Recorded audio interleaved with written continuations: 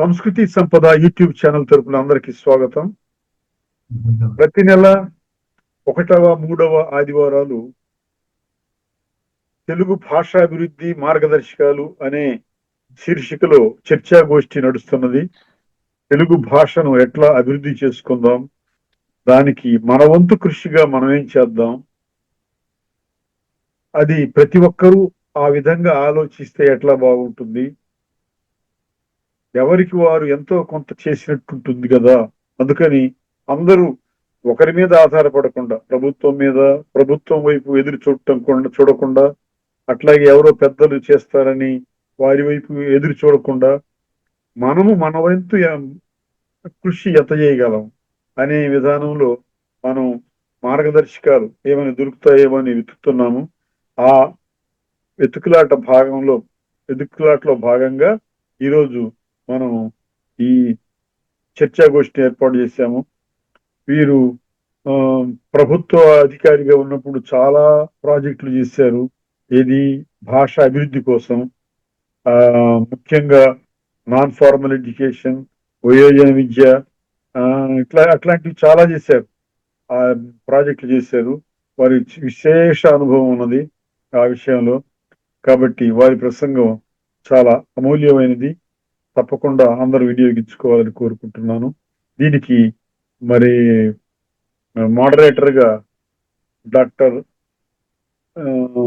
SVL Umamaheswararao గారు చేస్తున్నారు. వారి నాయకత్వంలో ఈ చర్చాగోష్ఠి పూర్తిగా నడుస్తున్నది.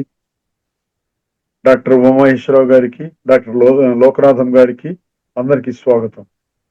డాక్టర్ ఉమామహేశ్వరరావు గారు ఈ కార్యక్రమాన్ని కొనసాగించవలసిందిగా కోరుతున్నాం.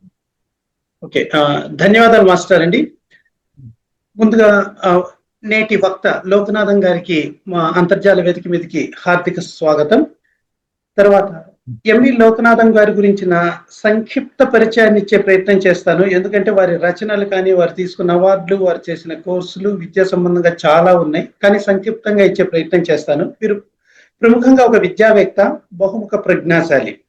వీరి విద్యా ప్రస్థానం, బాధ్యతలు, నైపుణ్యాలు మరియు అవార్డులు, ఆ వివరాలను మనం చూసినట్లయితే వీరి విద్యా సంబంధంగా వీరు భాష గురించి మనతో వారి భావాలను పంచుకోవటానికి వచ్చినప్పటికీ కూడా వీరు బేసికల్ గా సైన్స్ విద్యార్థి. వీరు ఎంఎస్సి బాటనీ చేశారు. ఆ తర్వాత పిహెచ్డితో పాటు ఎంఎడ్ కూడా చేశారు వీరు.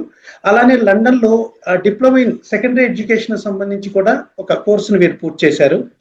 వృత్తిపరంగా వీరు లెక్చరర్ గా వారి జీవితాన్ని ప్రారంభించారు.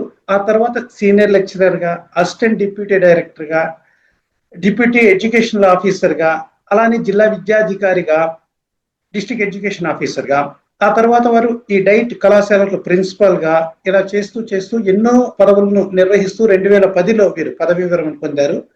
ఆ తర్వాత వీరు వృత్తిపరంగా వీరు విశ్రాంతి తీసుకున్నారు. కానీ ఈ ప్రవృత్తి ఎలాగూ విద్యా సంబంధమైందే కాబట్టి వీరు బెంగళూరులో ఉన్నటువంటి అజిం ప్రేమ్జీ ఫౌండేషన్ లో కన్సల్టెంట్ గా, తర్వాత సీనియర్ అకాడమిక్స్ విభాగంలో వీరు పనిచేస్తున్నారు. నెక్స్ట్ ఎడ్యుకేషన్ ఇండియా అనేటువంటి దాంట్లో కూడా వీరు బాధ్యతల విషయంలో తీసుకున్నప్పుడు యూనిసెఫ్ లో జాతీయ పాఠ్యాంశాల చట్టం, నేషనల్ కరికులం ఫ్రేమ్వర్క్ అంటాం మనం, దాంట్లో ఎన్నో ప్రాజెక్టులు వీరు చేస్తున్నారు.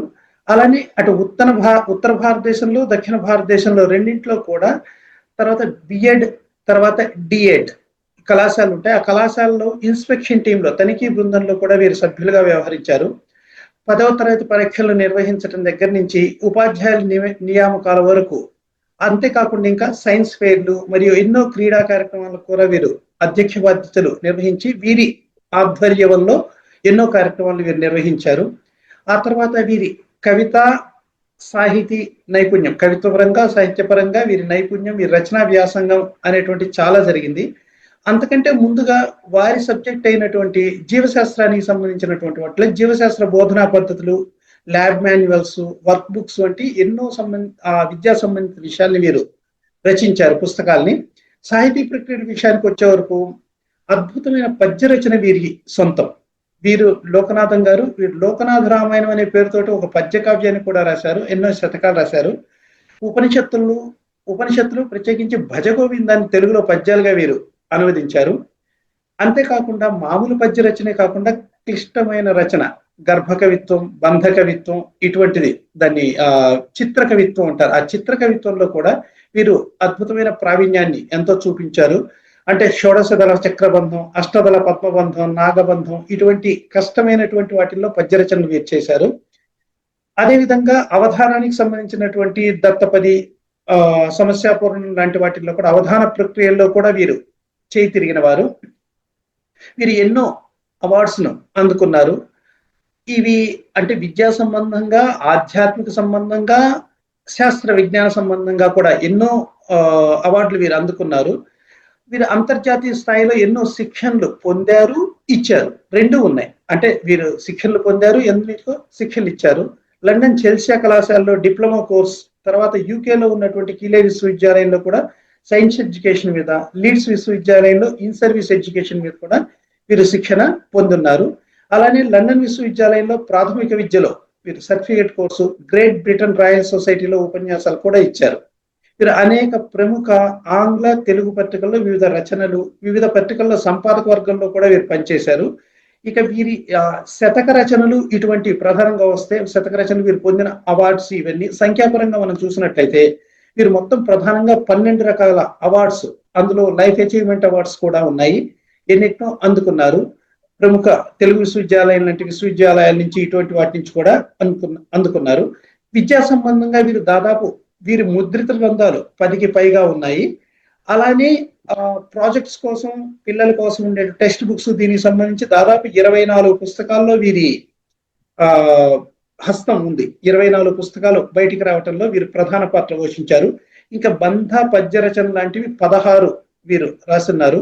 ఇలా దాదాపు 10కి పైగా శతకాలు, ఒంటిమిట్ట కోదండరామస్వామి వారి మీద ఇటువంటి శతకాలు ఉన్నాయి.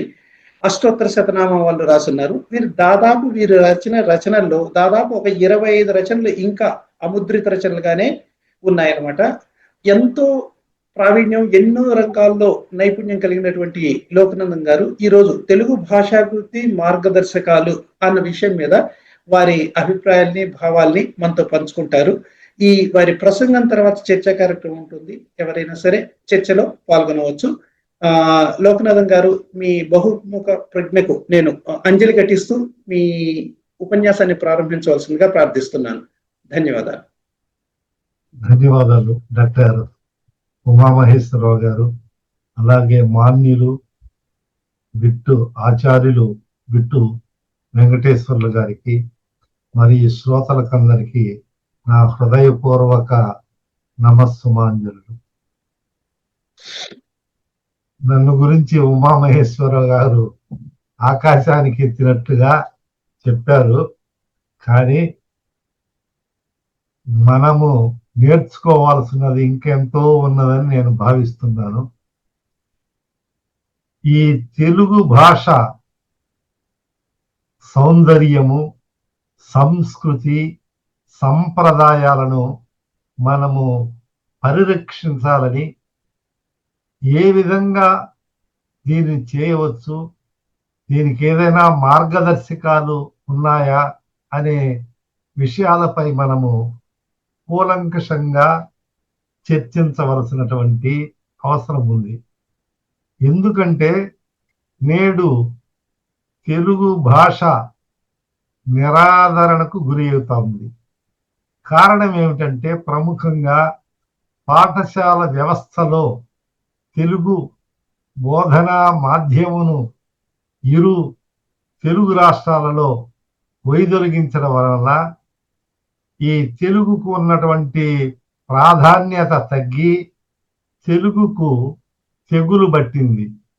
చీడ పురుగులు కుట్టుతూ ఉంటే ఆ చీడను పోయేదానికి చీడ మందులు మనం వేసి వాటిని మాన్పి యథాస్థితికి, పూర్వ వైభవానికి తీసుకుని రావలసినటువంటి బాధ్యత తెలుగు భాషాభిమానులకు, తెలుగు పరిరక్షకులకు, తెలుగు సంస్థలకు, వికాస పరిషత్తులకు, అందరికి కూడా సమాజంలో ఉన్నటువంటి తెలుగు వారి అందరి మీద గురుతరమైనటువంటి బాధ్యత ఉన్నదని మనము తెలుసుకోవాలి. అంటే తీయ తీయనైన తెనులూరు తెలుగు, తీయ తీయనైన తెనలూరు తెలుగు, పూల తేరుపైన నొలలాడి అష్టదిగ్గజముల నదిరోహణమునర్చి, అష్టదిగ్గజముల నదిరోహణమునర్చి కృష్ణదేవరాయ కీర్తి పెంచే. అట్లా కృష్ణదేవరాయలు దేశ భాషలందు తెలుగు లెస్స, అజంతమైనటువంటి భాష, ఇటాలియన్ ఆఫ్ ది ఈస్ట్ గా పొగడబడుతున్నటువంటి విశ్వ భాషల్లోకెల్లా తెలుగు చాలా గొప్పదని కీర్తించినటువంటి భాష నేడు అటువంటి స్థితి నుంచి దిగజారిపోతున్నది. అంతేకాకుండా యునెస్కో వాళ్ళు వీళ్ళందరూ పరిశోధనలు చేసి ఏ భాష అయితే 30% కంటే తక్కువ మంది మాట్లాడతారో అది భవిష్యత్ కాలంలో మృగ్యమైపోతుంది, మృతమైపోతుంది అని. అంటే ఎన్నో భాషలట మృతమైనటువంటి మనము ఎరుగుదాం. కానీ మన తెలుగు అటువంటి దుస్థితి రాకూడదు. మనము దీనికోసము ఈ మృతతత్వం నుండి అమృతతత్వానికి మనం తీసుకోవాలి. మనము అమృతపానము సేవించాలి తెలుగు భాషకు.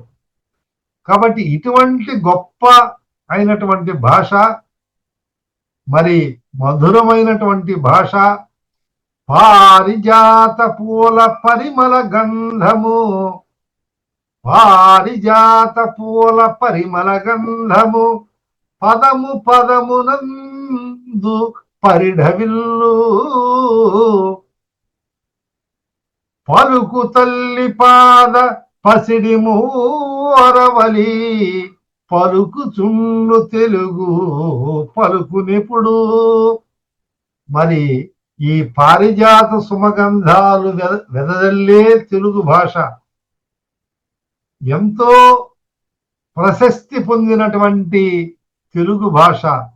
ఈ తెలుగు భాషలో ఉన్నటువంటి తెలుగు కట్లు, నుడికారాలు ఇవన్నీ కూడా అనేక ఆభరణాలతో పోల్చినారు కవులందరూ కూడా. అటువంటి భాష ఇప్పుడు మనకు నిరాదరణకు గురి అయి పాలకుల యొక్క చిన్న చూపుకు నోచుకున్నది. మరి దీనికి బాధ్యులు ఎవరంటే అందరి మీద ఉన్నది. రెండవది ఏమిటంటే ఈ తెలుగుకు ఉన్నటువంటి పూర్వ వైభవాన్ని మనం తీసుకొని రావాలని మనము ఇప్పుడున్న వ్యవస్థలను, విధానాలను నిందించుకుంటా పోతే దీనికి వైద్యం జరగదు. దీనికి మనం వైద్యం చేయాలంటే మనము వేరొక మార్గాల ద్వారా మనము ప్రారంభించాలి, ప్రయత్నం చేయాలి. అందరం కూడా కంకణం కట్టుకుంటే మరలా ఈ పాలకుల యొక్క కళ్ళు తెరిపించవచ్చు. వాళ్ళు నిద్రపోతూ ఉన్నా కానీ, లేదా ప్రభుత్వ అధికారులు దీని మీద పట్టించుకోకుండా ఉన్నప్పటికీ కూడా మనము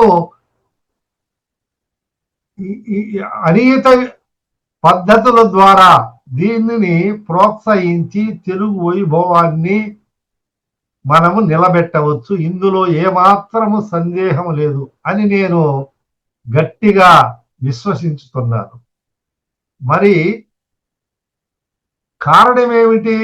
ఈనాడు నేటి సమాజంలో తెలుగు బాగా నేర్చుకున్నటువంటి కవులు, అవధానులు కుటుంబంలో కూడా నేరు పిల్లవాళ్ళు తెలుగు చదవడం అనేది మానివేసినారు. వాళ్ళు ఆంగ్ల పదములు, ఇంగ్లీష్ పదములు మమ్మీ డాడీ అని అంటూనే మురిసిపోతున్నారు. మరి ఉద్యోగ అవకాశాలకై ఈ దేశాన్ని నుంచి విదేశాలకు వెళ్ళి అక్కడ ఆ విదేశీ విధానములో, సంస్కృతిలో మునిగిపోయి తేలుతుండే దాని వల్ల అది కూడా ఒక కారణం. కానీ అయినప్పటికీ కూడా విదేశాలలో ఉన్నటువంటి తెలుగు వాళ్ళు కూడా ఈ తెలుగుకు ప్రోత్సాహం ఇస్తున్నారు. నేను ప్రత్యక్షంగా చూశాను, అక్కడ కూడా పాల్గొన్నాను అన్నమాట. మనబడి వారు ఈ మనబడిని స్థాపించి అమెరికా అన్ని రాష్ట్రాలలో కూడా అక్కడ ఇంగ్లీషు చదువుకున్నటువంటి మన భారతీయ సంతతికి వీళ్ళు తెలుగు నేర్పిస్తున్నారు మనబడి అనే ద్వారా. సులభమైనటువంటి పాఠ్య పుస్తకములను తయారు చేసుకొని వాలంటరీ వ్యవస్థ ద్వారా ఏదో తక్కువ ఖర్చుతోనో లేదా దాతృత్వంతోనో వదాన్యుల యొక్క కృషిచే చాలా కార్యక్రమాలు చేయుతున్నారు. నేను అట్లాంటాలోను తదితర ప్రదేశాలలో నన్ను 3 సార్లు వాళ్ళు ఆహ్వానించారు. అక్కడ భాషా జ్యోతి అంటే ఈ తెలుగు భాష వెలుగొందాలి, ఇది పెద్దవాళ్ళ చేత మీరు పిల్లవాళ్ళ చేతికి ఇప్పించండి అని ఆ భాషా జ్యోతిని నా చేత మోయించి ఆ పిల్లవాళ్ళ చేతిలో పెట్టడం అనేది జరిగింది. అంతేకాదు మన తెలుగు సాంస్కృతిక వంటలు, తెలుగు నాటకాలు, తర్వాత బుర్రకథలు ఇటువంటివి కూడా అక్కడ వేయడము. అందరూ ఒకసారి మరలా మనము మన తెలుగుదేశంలో ఉన్నామా, తోలు బొమ్మల ఆటలు ఎన్ని ఆడుకోవడము, తర్వాత ఇక్కడ ఆడినటువంటి ఆట పాటలంతా కూడా వాళ్ళు చూశారు. కూచిపూడి నాట్యం అయితేమి, తెలుగుకే పరిమితమైనటువంటి నాట్యాలు, తర్వాత ఈ అటువంటి అవధాన ప్రక్రియలు ఇవన్నీ కూడా వాళ్ళు చేపట్టుతున్నారు. అదే మాదిరి ఇంకొకటి పాఠశాల అనే సంస్థ కొత్తగా ఇప్పుడు వాళ్ళు పుస్తకములు తయారు చేస్తున్నారు. అందులో నేను ఒక ఎడిటర్గా కూడా ఉన్నాను. అది తానా వాళ్ళు దానికి ఆర్థిక సహాయం చేస్తూ దాన్ని ముద్రించబోతున్నారు.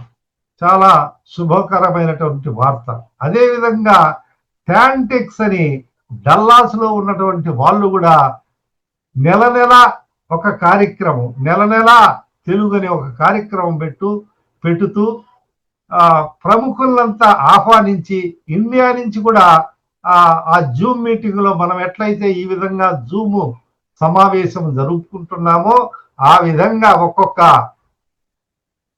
ఇతివృత్తాన్ని తీసుకొని వాళ్ళు జరుపుతున్నారు నేటి వరకు. నేను 147వ ఆ నెలల సాహిత్యంలో శతక సాహిత్యం అనే దాని మీద నేను అప్పుడు ప్రసంగించినప్పుడు వాళ్ళు నాకు పురస్కారం అనేది ఒకటి ఇచ్చారు. ఎందుకని చెప్తున్నానంటే ఔత్సాహకులైనటువంటి వాళ్ళు వాళ్ళ అభిప్రాయాలను కూడా వాళ్లకు తెలియజేయవచ్చు. అట్లా మన తెలుగు పరిరక్షణకు అక్కడ కూడా ఈ శతకాలు ఏ విధంగా తయారవుతున్నాయి, పద్యాలు ఏమిటి, వాళ్ళల్లో కూడా పద్యాలు వ్రాసేవాళ్ళు కొంతమంది చాలా వయోవృద్ధులైనటువంటి వాళ్ళు మార్గదర్శకం చేస్తున్నారు. అమెరికాలో కూడా మన అవధానులు సోమాని నేమయాదులు గారు వారు అవధాన ప్రక్రియలు చాలా మందికి నేర్పిస్తున్నారు. అట్టే ప్రొఫెసర్ జగదీశన్ గారు వారు కూడా సైంటిస్ట్ గా ఉన్నప్పటికి కూడా తెలుగు అవధానాల్ని, తెలుగు పద్యాలు నేర్పిస్తున్నారు. అంటే ఇప్పుడు వాళ్ళను చూసి మనం ఇక్కడ కూడా మనం అదే పద్ధతిలో కొన్ని చేయవలసినటువంటి పరిస్థితి ఏర్పడింది. సరే, తెలుగు నేర్చుకున్నటువంటి వాళ్ళతో నాకు నిన్న మన ఆచార్యులు బిట్టు వెంకటేశ్వర గారు చర్చిస్తూ తెలుగు చదవను రాయను రానటువంటి వాళ్ళ వల్ల ప్రమాదం లేదు, వాళ్ళు తెలుగులోనే మాట్లాడుతున్నారు, తెలుగును రక్షిస్తున్నారు, తెలుగు మాట్లాడతారు, ఇంకొక భాషలో ఏం మాట్లాడరు, మాట్లాడితే మాట్లాడని ఎక్కువగా ఈ తెలుగు మీదనే వాళ్ళు వాళ్ళ దృష్టి కేంద్రీకరిస్తున్నారు. మరి నాటులు వరి నాట్లు ఎన్నేసేటప్పుడు తెలుగు పాటలు పాడుతున్నారు. అట్టే ఈ ఆటలు పాటలు అంతా కూడా వాళ్ళు కవిత్వంతో గ్రామీణ ఆటలు కానీ ఆ కవిత్వాలంతా కూడా వాళ్ళు బాగా అందరికి స్ఫూర్తిదాయకంగా ఉండడం అనేది జరుగుతా ఉన్నది మనం చూస్తున్నాం. కానీ చదివి ఉద్యోగాలలో చేరి ప్రభుత్వ ఉద్యోగాల్లో ఉండి వాళ్ళు సరిగా దీనికి ప్రోత్సాహం ఇవ్వడం లేదనేది ఒక భావన. ఎందుకంటే వాళ్ళు తెలుగు చదివినారు, నేర్చుకున్నారు, మనం నేర్చుకున్నాం కదా, మన పని అయిపోయింది, ఇంకా మనము ఇంగ్లీష్లోనే మాట్లాడదాము, లేకపోతే ఇంకొకటి అని దీనికి కొంత నిరాదరణ అనేది జరుగుతున్నది. ఇది వాస్తవమైనటువంటి రూపం. ప్రతి కుటుంబంలోనూ టిఫిన్ అనడము, కాఫీ అనడము, ఇట్లా ప్రతి మమ్మీ, డాడీ, అంకులు ఈ పదాలు, మన తెలుగు పదాలను వాళ్ళు వినియోగించడం లేదు. కారణం ఏమిటి? ఈ తెలుగు మీద ఆంగ్లం మీద ఉన్నటువంటి మోజు ఇక్కడ చూపించడం లేదు. అంటే మనకు మనమే, మన భాషను మనమే తలవంపులు చేసుకునే విధానంగా ప్రవర్తిస్తున్నామనేది వాస్తవం. నేను వాళ్ళని ఇంగ్లీషు ఆంగ్లంలో మాట్లాడవద్దు అని నేను చెప్పడం లేదు. ఎన్ని భాషలైనా నేర్చుకోవచ్చని ప్రోత్సహిస్తాను. కానీ ఇటువంటి సంకటమైనటువంటి పరిస్థితుల్లో మన తెలుగును మనము కాపాడుకోవాలి, అవసరం ఉంది. లేకపోతే ప్రమాదం పొంచి ఉన్నది. నేనే గమనించాను. నా పిల్లవాళ్ళు ఇద్దరిని నేను పుట్టపర్తి సాయిబాబాలో వాళ్ళని చేర్పిస్తే అక్కడ వాళ్ళకి తెలుగు లేదు. అన్ని ఇంగ్లీషు, హిందీ, సంస్కృతం ఈ భాషలు వేరే నేర్చుకున్నా కానీ తెలుగు వాళ్ళకి నేర్పిల. ఏదో పెద్ద ఆధ్యాత్మిక చైతన్యం కదా, గొప్ప సాంగత్యంలో నేను కానీ వాళ్లకు నేను తెలుగు నేర్పించేదానికి నేను పడినటువంటి అవస్థ ఏదో కొంత వాళ్ళల్లో కొంత తెలుగు ఏదో ఉన్నది కాబట్టి కొంత నేర్చుకున్నారు. కానీ ప్రావీణ్యులు ఒక పద్యం రాసే విధానంలోనో లేకపోతే ఇతర ఆంగ్లంలో ఉపన్యాసం ఇచ్చినట్టు తెలుగులో ఉపన్యాసం ఇవ్వలేకున్నారు. అది మనం ఇప్పుడు గుర్తిస్తున్నాం. అప్పుడు ఏమనుకున్నాము? ఆంగ్లం వస్తే చాలు, వాళ్ళ జీవన యాత్ర, జీవన బతుకు జరుగుతుంది, ఇంకొకటి ఉంటుంది అనుకుంటున్నాం. అంతేకాదు, నేను కొంతమందిని చూశాను, మా పిల్లవాళ్ళు వాళ్ళకు తెలుగు రాదు, తెలుగు మాట్లాడరు, వాళ్ళంతా ఇంగ్లీష్ మాట్లాడతారని యొక్క ఆ పరభాష మోజులో పడి అది గొప్పతనం అన్నట్లు, తెలుగులో మాట్లాడితే తక్కువతనం అన్నట్లు భావిస్తూ ఉంటారు. అది చాలా చాలా తక్కువ చూపు చూస్తున్నారు. అది ఉండకూడదు. మన అమ్మ భాష మన ముందు ఏ భాషలో మనం ఆలోచిస్తాము, ఏ అమ్మ పాలు తాగి మనం పైకొచ్చామో అట్టే మన మాతృభాష, దానికి ఎప్పుడు కూడా నిరాదరణ అనేది పనికిరాదు. మనం ఆలోచన చేయాలంటే కూడా ఏ భాషలో చేస్తాం? మొట్టమొదటంటే మన మాతృభాషలోనే మన మెదడులో ఉన్నటువంటి కదలికలు, సృజనాత్మక శక్తి, ఆలోచన శక్తి, ఇమాజినేషన్ ఇవన్నీ కూడా జరుగుతాయి. కాబట్టి ఆ భాష మీద, తెలుగు భాష మన మాతృభాష మీద ఉండాలి. అందులో ఈ తెలుగు అజంత భాష కాబట్టి చాలా మంది ప్రేమగా దీన్ని ఎంతో మంది ప్రోత్సహిస్తున్నారు. మరి విదేశాలలో ఉన్నటువంటి వాళ్ళు కూడా గ్రంథాలయంలో చూసి తెలుగు నేర్చుకొని, నేను తెలుగు నేర్చుకున్నాడని, నేను లండన్ లో చదువుకున్నప్పుడు ఒక మీటింగ్ ఒక గ్రంథాలయంలో పనిచేసి ఆయన వస్తే ఆయన తెలుగు ఒక వాక్యం రాసి నాకు చూపించారు. ఏం చేస్తారంటే, నేను లైబ్రరీయన్ అని ఇంగ్లీష్ లో చెప్పు, తెలుగు ఎట్లా నేర్చుకున్నారని అంటే, మా గ్రంథాలయంలో తెలుగు గ్రంథాలయాలు ఉన్నాయి, గ్రంథములు, వాటిని చూసి నేను నేర్చుకున్నానని వారు చెప్పారన్నమాట. నాకు ఆశ్చర్యమైంది. అంటే మనము అట్లే ఈ భాషలను కూడా వాళ్ళు చూసి, అంటే చూడంగా 10 సార్లు దాన్నే పరిశీలించంగా ఎవరన్నా తెలుగు వాళ్ళు వచ్చినప్పుడు ఇదేమిటని చెప్పించుకొని తర్వాత ఇప్పుడు ఆధునిక యంత్రాంగంలో కూడా అనేక మార్పులు ఎన్ని వచ్చినాయి కాబట్టి వాళ్ళు నేర్చుకోగలుగుతున్నారు. అంటే మక్కువ ఉన్నట్లయితే నేర్చుకోవాలా, మనం దీన్ని పునర్నింపజేయాలా, దీనికి జీవం పోయాలనేటువంటి భావం ఉంటే మనం తప్పనిసరిగా చేయవచ్చు. అందుకు ప్రధానమైనటువంటి మార్గాలు ఏమిటి అనేది ఇప్పుడు మనము చర్చించుకోబోతాం అన్నమాట. అంటే నా ఉద్దేశం ఏంటంటే, పెద్దవాళ్ళము తెలుగు మాట్లాడతారు, తరువాత ఇంకా రాబోయే తరాలకు ఈ తెలుగును పరిపుష్టిగా నేర్పిస్తే వాళ్ళ తరం ఉంటుంది. ఇంతవరకు మనం ఉన్నాము 60 క్రాస్ అయిన వాళ్ళు, 50 పైన అయిన వాళ్ళు మాట్లాడుతున్నారు, లేకపోతే రెండు భాషల్లో ఉపయోగిస్తున్నారు, చేస్తున్నారు. కానీ ఇంకా రాబోయే తరాలకు బాగా ఈ తెలుగు పరిపుష్టి కావాలంటే ఇప్పుడు నేటి యువతను లేదా ఇప్పుడిప్పుడు ప్రభుత్వ ఉద్యోగంలో చేరే వాళ్లకు కూడా మనం జాగ్రత్త అనేది కలుగ చేయాలి. అట్లా చేసినప్పుడే మనకు సరైనటువంటి దశ నిర్దేశము పెద్దవాళ్ళు చేసినట్లయితే అవుతుంది. అయితే నా ఉద్దేశం ఏంటంటే ఒక బాలుడు నుంచి ఇంకొక బాలుడికి ఇప్పుడు తెలుగు పాఠ్యాంశములు పాఠశాలల్లో బోధించడం లేదు, ఏదో నామకావాస్తిగా బోధిస్తున్నారు. తెలుగు మీడియం అనేది మాధ్యమం అనే మాధ్యానికి ఎక్కువ ప్రాధాన్యత ఇవ్వకుండా అన్ని ఇంగ్లీషు బోధనలో, ఎందుకంటే వాళ్ళకు ఉద్యోగాలు వస్తాయి, మీరేమో వీళ్ళు చదువుకుంటే వీళ్ళకు జీవ భృతి ఏమిటి అనే ఉద్దేశంతో వాళ్ళు పెట్టనివ్వండి, దాన్ని ఇప్పటికిప్పుడే మనం మార్చలేం. కానీ దీనికి మార్గోపాయాలు ఏమిటి అని మనం ఆలోచిస్తే ఈ పిల్లవాళ్లకు ఇప్పుడు పాఠశాల ఉంది, పాఠశాలల్లో ఒక విశ్రాంతి పీరియడ్ కానీ లేదా లీజర్ సమయం కానీ లేదా అదర్ స్పెషల్ క్లాసులు అనేటివి మనం చదువుకునేటప్పుడు ఉండేది, అటువంటివి ప్రోత్సాహకరంగా తీసుకొని పిల్లవాళ్లకు వాలంటీర్స్ చేత కానీ ఉపాధ్యాయుల చేత కానీ సమాజంలో ఉన్నటువంటి తెలుగులో ప్రావీణ్యం పొందినటువంటి పద్య కవులు కానీ ఇంకొకరు కానీ తెలుగులో బాగా వాళ్ళు చదవకపోయినా కూడా వాళ్ళు చెప్పగలుగుతారు అనేది ఉంది. అట్లా పిల్లవాళ్ళకు కూడా పాఠశాలల్లో మనము వాలంటీర్స్ ను పంపించి వాళ్ళ ద్వారా ఈ తెలుగు పిల్లవాళ్ళకు నేర్పించగలిగితే ఒక విధంగా కొంతకు కొంత ఒక 10% అయినా ఆ విధంగా మనం ప్రోత్సాహము చేయగలం.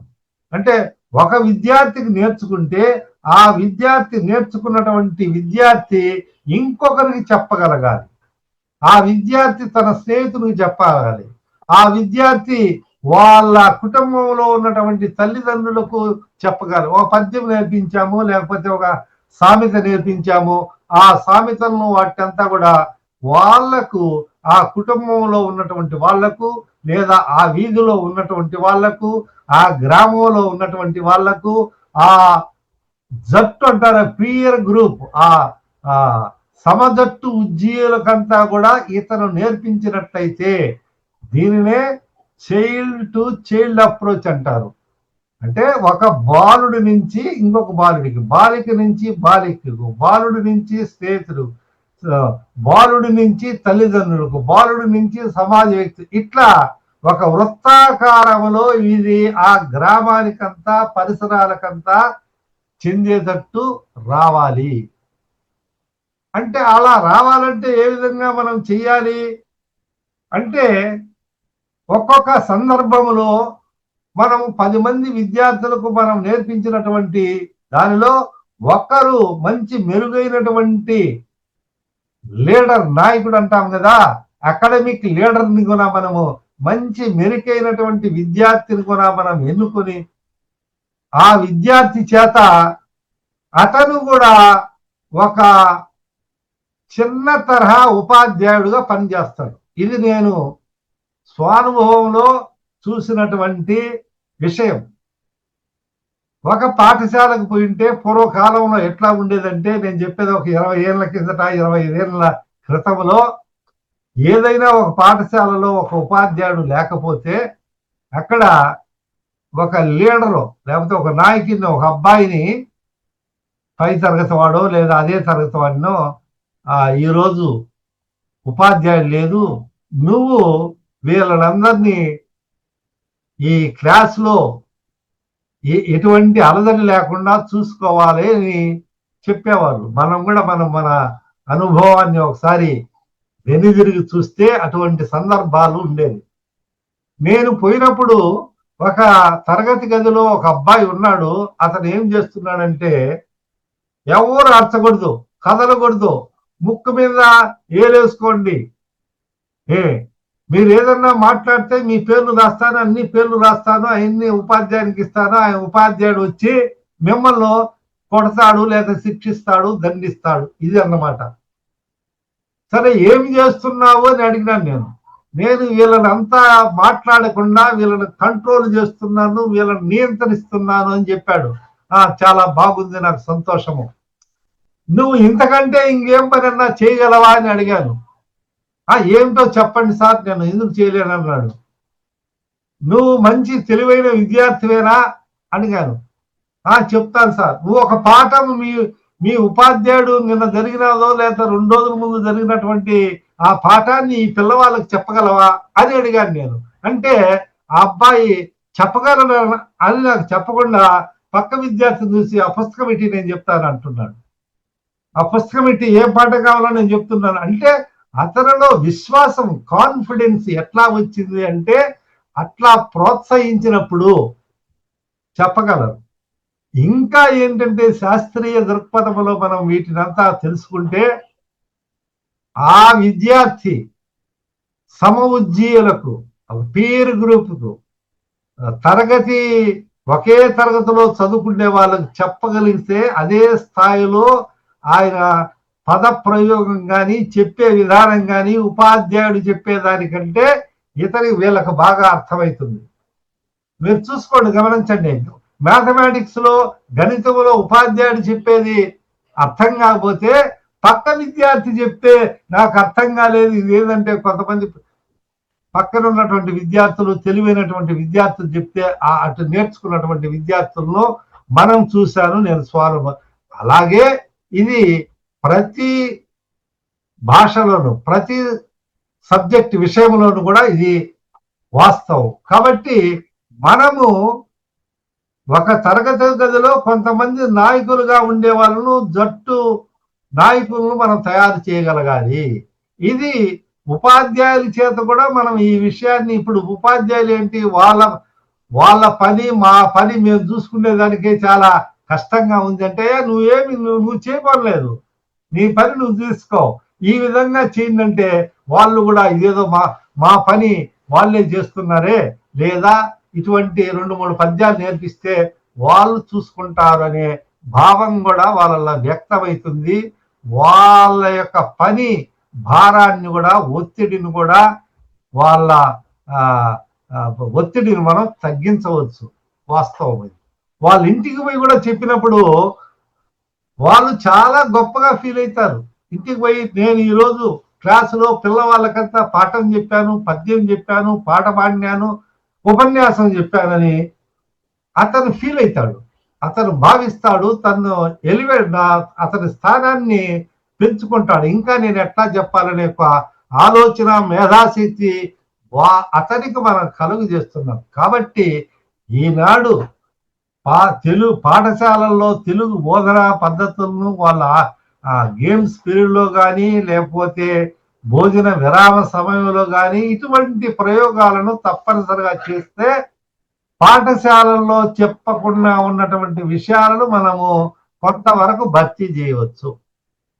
అట్లనే ఇది వరకు కూడా చాలా మంది వాళ్ళు పెద్దగా చదువుకున్న వాళ్ళు కాదు, 5వ తరగతి అటువంటి చదువుకున్న వాళ్ళు కూడా పాఠశాలకు వచ్చి కొన్ని పాఠాలు చెప్పేవాళ్ళు. ఫెయిల్ అయినటువంటి వాళ్ళు కూడా 9వ తరగతి 10వ తరగతి చదవనటువంటి వాళ్ళు కూడా ఇప్పుడు మనం చదువుకునే దానికంటే ఎక్కువగా చెప్పినటువంటి వాళ్ళు కూడా ఉన్నారు. అసలు చదువు లేనటువంటి వాళ్ళు కూడా మంచి పద్యాలు, మంచి పాటలు, గాయకులుగా ఉన్నటువంటి వాళ్ళు ఉన్నారు. వాళ్ళ యొక్క సేవలు కూడా మనం వినియోగించుకోవాలి. దీనికి మనము ప్రధాన ఉపాధ్యాయులు, ఉపాధ్యాయుల వాళ్ళ యొక్క పర్మిషన్, వాళ్ళ యొక్క ఉత్తర్వులు మనం తీసుకోవాలి. దానికి కూడా వాళ్ళు ఏమి విభేదించరు, ఎందుకంటే వాళ్ళకు కూడా తెలుసు యథార్థమైనటువంటి విషయము. కాబట్టి నేటి పరిస్థితుల్లో మనము వాళ్ళకు వివరించి వాళ్ళను మనం కన్విన్స్ కాగలరు. మనతో చెప్పబడలేదు కూడా, వాళ్ళకు స్వయంగా విషయాలు అర్థమవుతా ఉన్నాయి కూడా. కాబట్టి వాళ్ళు తప్పకుండా ఆ విధంగా చేయగలరు. ఇది వాస్తవము. కాబట్టి ఇట్లా తయారు చేస్తూ విద్యార్థుల్లో ఇంకా పోటీ తత్వాన్ని కూడా మనం పెంచవచ్చు. అంటే ఒక తరగతిలో ఒక్కొక్క పాఠశాలల్లో కొన్ని విభాగాలు, సెక్షన్స్, శాఖలు ఏబిసిడి అని ఉంటాయి కదా.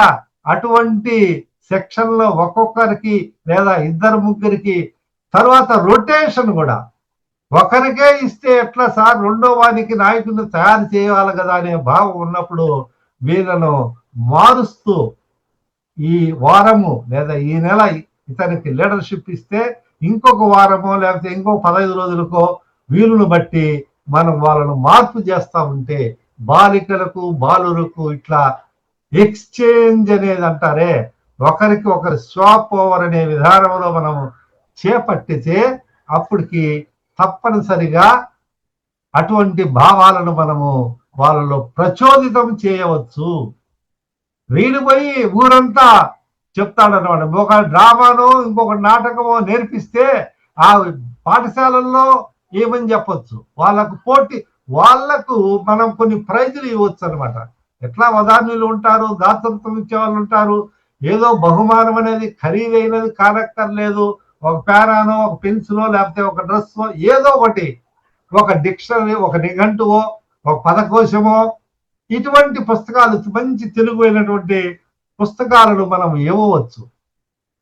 అట్లా ఇక్కడ హైదరాబాద్ లెవెల్లో కూడా నేను ఒక గీతా పోటీలు, గీతా శ్లోకాలు పోటీలు చేసేదానికి పోయి ఉన్నాము. అది సంస్కృతంలో వాళ్ళు ఒక 30-40 పాఠశాలను ఎన్నుకొని అక్కడ అందరికి కూడా భగవద్గీతలో శ్లోకాలు ఎన్ని చెప్తారు వాళ్ళకి మార్కులు వేయడం ప్రయోజనం. అదే విధానంలో మేమేం చేసామంటే, ఇప్పుడు ఈ పుస్తకం లలిత సుగ్గుణ జాల, ఇది చిన్న పాకెట్ పుస్తకం అంతే. ఈ పాకెట్ పుస్తకాన్ని స్కూల్లో ఒక 30-40 ఎంతమంది కావాలో పార్టిసిపేట్ వాళ్ళకి, వాళ్ళ ఇంటి దగ్గర చదువుకోండి, ఒక ఉపాధ్యాయునికి చెప్పండి. కొంతమంది ప్రైవేట్ స్కూళ్ళలో కూడా ఇటువంటి వాళ్ళు సులభంగా మనం ఇస్తే వాళ్ళకి చాలా సంతోషం. వాళ్ళు నేర్చుకొని వచ్చి ఒక ఆదివారమో లేకపోతే ఇంకొక రోజు ఒక సెలవు దినంలో పెడితే, ఒక సెంటర్ స్కూల్లోనో లేదా పెడితే చాలా మంది 100 మంది పిల్లవాళ్ళు వచ్చినారు. న్యాయ నిర్ణేతలుగా ఒక 25 మంది వచ్చారన్నమాట. వాళ్లకు ఫస్ట్ ప్రైజ్ ఇచ్చిన వాళ్ళకు 3,000 రూపాయలు ఇవ్వడం జరిగింది. 2,000 రూపాయలు అంటే వదాన్యులు ఇచ్చారు. మనం అలా కాకపోయినా వాళ్ళకి ఏదో ఒక చిన్న పుస్తకమో ఏదో ఒకటి కూడా మనము ఇవ్వవచ్చు. మరి వేమన పద్యాలు వాళ్ళకి నేర్పితే చాలు. వేమన పద్యాలలో ఉన్నటువంటి ఈ సారము ఇవన్నీ కూడా వేమన సుమతి పద్యాలు. అల్పుడెప్పుడు బల్కునాడంబరముగాను, సజ్జనుండు బల్కు చల్లగాను, కంచు మోగునట్లు కనకంబు మ్రోగునా, విశ్వదాభిరామ వినురవేమ. ఇప్పుడు వేమన పద్యాలకు మీద పరిశోధకులు చాలా మంది వెలువడినారు. ఇట్లా చాలా మంది చాలా పుస్తకాలు కూడా ప్రచురించారంటే ఎందువలనంటే ఈ వేమన సాహిత్యం సంబంధించినటువంటి పీఠాలు, తరువాత ఈ ఒక ప్రొఫెసర్, ఈయన కడప వేమన యూనివర్సిటీలో సైన్స్ ప్రొఫెసర్, కానీ వీరికి ఈ వేమన పద్యాల మీద ఉండి ఈ అద్వైత తత్వాన్ని గురించి జిడ్డు కృష్ణమూర్తి ఈ వేమనలో పద్యాలు అటువంటివి కూడా నేర్పించే చదివి చావంగవలదు, చావులేని చదువలయు, చదువులేక కోటి జనులు చచ్చిరి గదా, విశ్వదాభిరామ వినురవేమ. ఇవి అంత మనం ఆ తాత్విక దాంట్లో కోపం లేదు. ఆ పాఠశాల లెవెల్లో పిల్లవాళ్ళకి నేర్పించినప్పుడు ఉప్పు కప్పురం ఒక్క పోలిక నుండు, చూడ రుచుల జడవేరు, పురుషులందు పుణ్య పురుషులు వేరయా, విశ్వదాభిరామ వినురవేమ. ఇట్లా ఈ పద్యాలు భావయుక్తంగా అయితే అప్పిచ్చువాడు వైద్యుడే. నేను చదివినప్పుడు, నేను డిగ్రీ అయినంత వరకు అప్పిచ్చువాడు వైద్యుడే అనే భావంలో ఉన్నా. దాన్ని ఎవరు నాకు చెప్పి అన్నవాడిని కాదు, నాకై నేను స్వతహాగా తెలుసుకున్నవాడిని కాదు. అప్పిచ్చువాడు వైద్యుడు అని అంటే ఆడ కామా ఉంటుంది, అప్పిచ్చువాడు వైద్యుడు, వీళ్ళు ఎప్పుడు ఎడదారిగా పాలు ఏరును విధులు చొప్పడను చొప్పడకున్నట్టు ఊరు చొరకం సుమతి, అది సుమతి పద్యంలో అనుకోండి. ఆ విధానంలో మొట్టమొదట వీళ్ళకు కొన్ని పద్యాలు కూడా మనం నేర్పించినట్లయితే తప్పనిసరిగా వాళ్ళు ఆ పద్యాలు పద్య భేరిని మోగిస్తారు.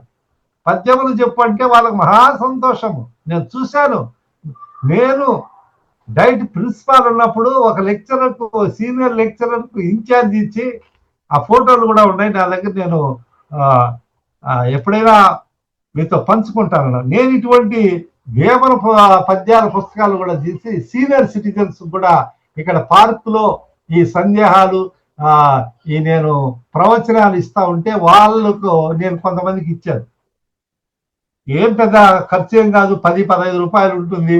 మనము ఒక పూట టిఫినో లేకపోతే భోజనమో లేకపోతే 10 మందికి ఇవ్వచ్చు అన్నమాట. వాళ్ళు చదివి మళ్ళా మేము పిల్లవాళ్ళు చేస్తారు, ఇప్పుడు పద్యాలు బాగున్నాయి సార్, నాకు ఒకటి ఇవ్వండి అని అంటున్నారు. ఎందువల్లంటే పద్యము అనే అది చడని పదార్థం అన్నమాట. ఎప్పుడైతే పద్యము ఈ ఘన భంగమ లేకుండా ఉంటుందో, పదాలు అల్పమైనటువంటి పదములలో అనల్పమైనటువంటి అర్థాన్ని చేకూరుతుంది. అందుకనే కదా చడని పద్యం ఒకటే కుడి ఎడమల కీర్తి జన్న గువ్వల చెన్న.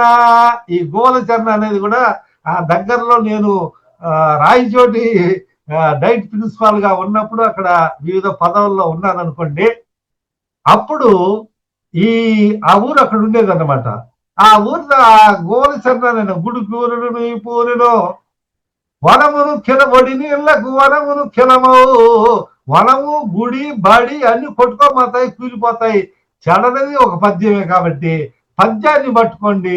చిన్న చిన్న పద్యాలు మనము పిల్లవాళ్ళకు నేర్పిస్తే మహా నీతివంతులైతారు, మహా విలువలు తెలుసుకుంటారు, సామాజిక విలువలు వస్తాయి, ఇతరులతో ఎలా మెలగాల, సత్య ధర్మాల గురించి తెలుసుకుంటారు, పరోపకార భావన ఉంటుంది.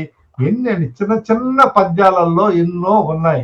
అట్లనే ఈ సుమతి శతకములో కూడా మీ అందరికి కూడా తెలుసు, వినదగునెవ్వరు చెప్పిన వినినంతనే వేగపడగ వివరింపదగు, కని కళ్ళ నిజము తెలిసిన మనుజుడే పో నీతి పరుడు మహిళ సుమతి అని వీళ్ళకయ్యా విన్న వెంటనే నువ్వు మేము చెప్పే మాట కూడా విను, తెలుగు నేర్చుకోనానా. నువ్వు తెలుగు నేర్చుకుంటే నువ్వు నీ వల్ల కొంతమందికి తెలుగు నేర్పించాలని మనం చెప్తే అతను కూడా ఆలోచన చేస్తాడు. కొంతమంది పెద్ద పిల్లలు, నేను అదే క్లాస్ లో గ్రూప్ లీడర్ గురించి చెప్పాను. ఇంకొక కాన్సెప్ట్ ఏంటంటే హయ్యర్ క్లాస్ వాళ్ళు, పై తరగతి వాడిని, 10వ తరగతి వాడినో లేకపోతే 7వ తరగతి వాడినో లోవర్ క్లాసుల కంటే ప్రాథమిక తరగతుల వాళ్లకు బోధన చేయవచ్చు. అది కూడా చేయవచ్చు. ఏమి సార్ 9వ తరగతి వాడు 10వ తరగతికి బోధించకూడదా అంటే బోధించవచ్చు. 11వ తరగతికి కూడా బోధించవచ్చు. మ్యాథమెటిక్స్ 9వ తరగతి ఉంటే 11th క్లాస్ వాళ్ళు వచ్చి నా దగ్గర చెప్పించుకున్నారు. ఏమిటంటే వాళ్ళు అప్పుడు నేర్చుకుంటారు, మర్చిపోతారు, ఇంకొకటి ఉండొచ్చు. కానీ ఆ విధానములో మనము ఈ భాష మీద కూడా అటువంటి పట్టును మనము ఇవ్వవచ్చు. కాబట్టి అదే తరగతిలో వాళ్ళనే కాదు, వేరే తరగతిలో ఉండే వాళ్ళని కూడా మనం మరి ఈ వాలంటీర్స్ పోయి చెప్పడము, లేకపోతే పాఠశాలల్లో కూడా అనేక రకాలైనటువంటి పోటీలు, సాంస్కృతిక కార్యక్రమాలు, అతిథులను ఆహ్వానించడము, అనేక ఉత్సవాలు ఇవన్నీ కూడా జరుగుతూ ఉంటాయి. అప్పుడు తప్పనిసరిగా వీళ్ళు తెలుగులో మాట్లాడాలంటే సులభంగా మాట్లాడతారు. అది ఒక అవకాశం అన్నమాట. అప్పుడు మనము ఆ ప్రధాన ఉపాధ్యాయులకు కూడా చెప్తే, ఎట్లా సార్ మీరు తెలుగు ఇక్కడ చెప్పడం లేదు, కాబట్టి మీరు ఏ వ్యాసరచన పెడతారో లేకపోతే ఇంకొకటి పెడతారో ఎక్కువ తెలుగులో పెట్టండి, ప్రోత్సహించిందంటే వాళ్ళు కూడా మన మాదిరి చదువుకున్న వాళ్ళే, వాళ్ళు కూడా మనుషులే, వాళ్ళు కూడా మాతృభాష నుంచి వచ్చిన వాళ్ళే కాబట్టి తప్పనిసరిగా అంగీకరిస్తారు. మనం ప్రయత్నం చేయాలి.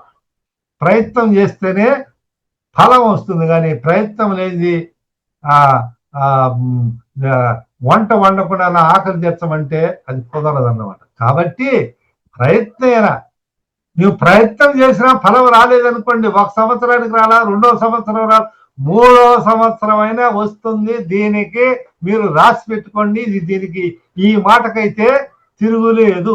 సాధనమున పనులు సమకూరు ధరలోన. ఏ కాబట్టి సాధనం అని చేస్తే అదే చెప్తారు కదా, ఆ కృషి ఉంటే మనుషుడు ఋషి అవుతారని పాట ఇవన్నీ ఉన్నాము మనము. ఆ విధంగా తినగ తినగ వేము తీయనుండు మనకు అన్ని వచ్చినటువంటి విషయాలే. కాబట్టి అటువంటి ప్రయత్నం కూడా మనం చేయాలి. ఆ ప్రయత్నాలు ఎన్ని రకాలైనటువంటి ప్రయత్నాలు ఉన్నాయో అటువంటి ప్రయత్నాలు చేయాలి ఇటువంటి సమయంలో. కాబట్టి తెలుగు బాగా మాట్లాడే వాళ్ళను ఆ గ్రామాలలోనో పరిసర గ్రామాలలో ఉన్నటువంటి వాళ్ళను కూడా ఆ పాఠశాలకు రప్పించే విధానంలో ఉండాలి. అక్కడ ఎవరైనా ప్రోత్సాహం ఇచ్చే వాళ్ళంటే మనమే కూడగట్టుకోవాలి. ఇటువంటి భాషా సంఘాలు, పరిరక్షణ సమితులు వీళ్ళందరూ కూడా కలిసి మనం కూడా కొన్ని పుస్తకాలు ఇచ్చే విధానంలో మనము కృషి చేయాలి. అంతేకాకుండా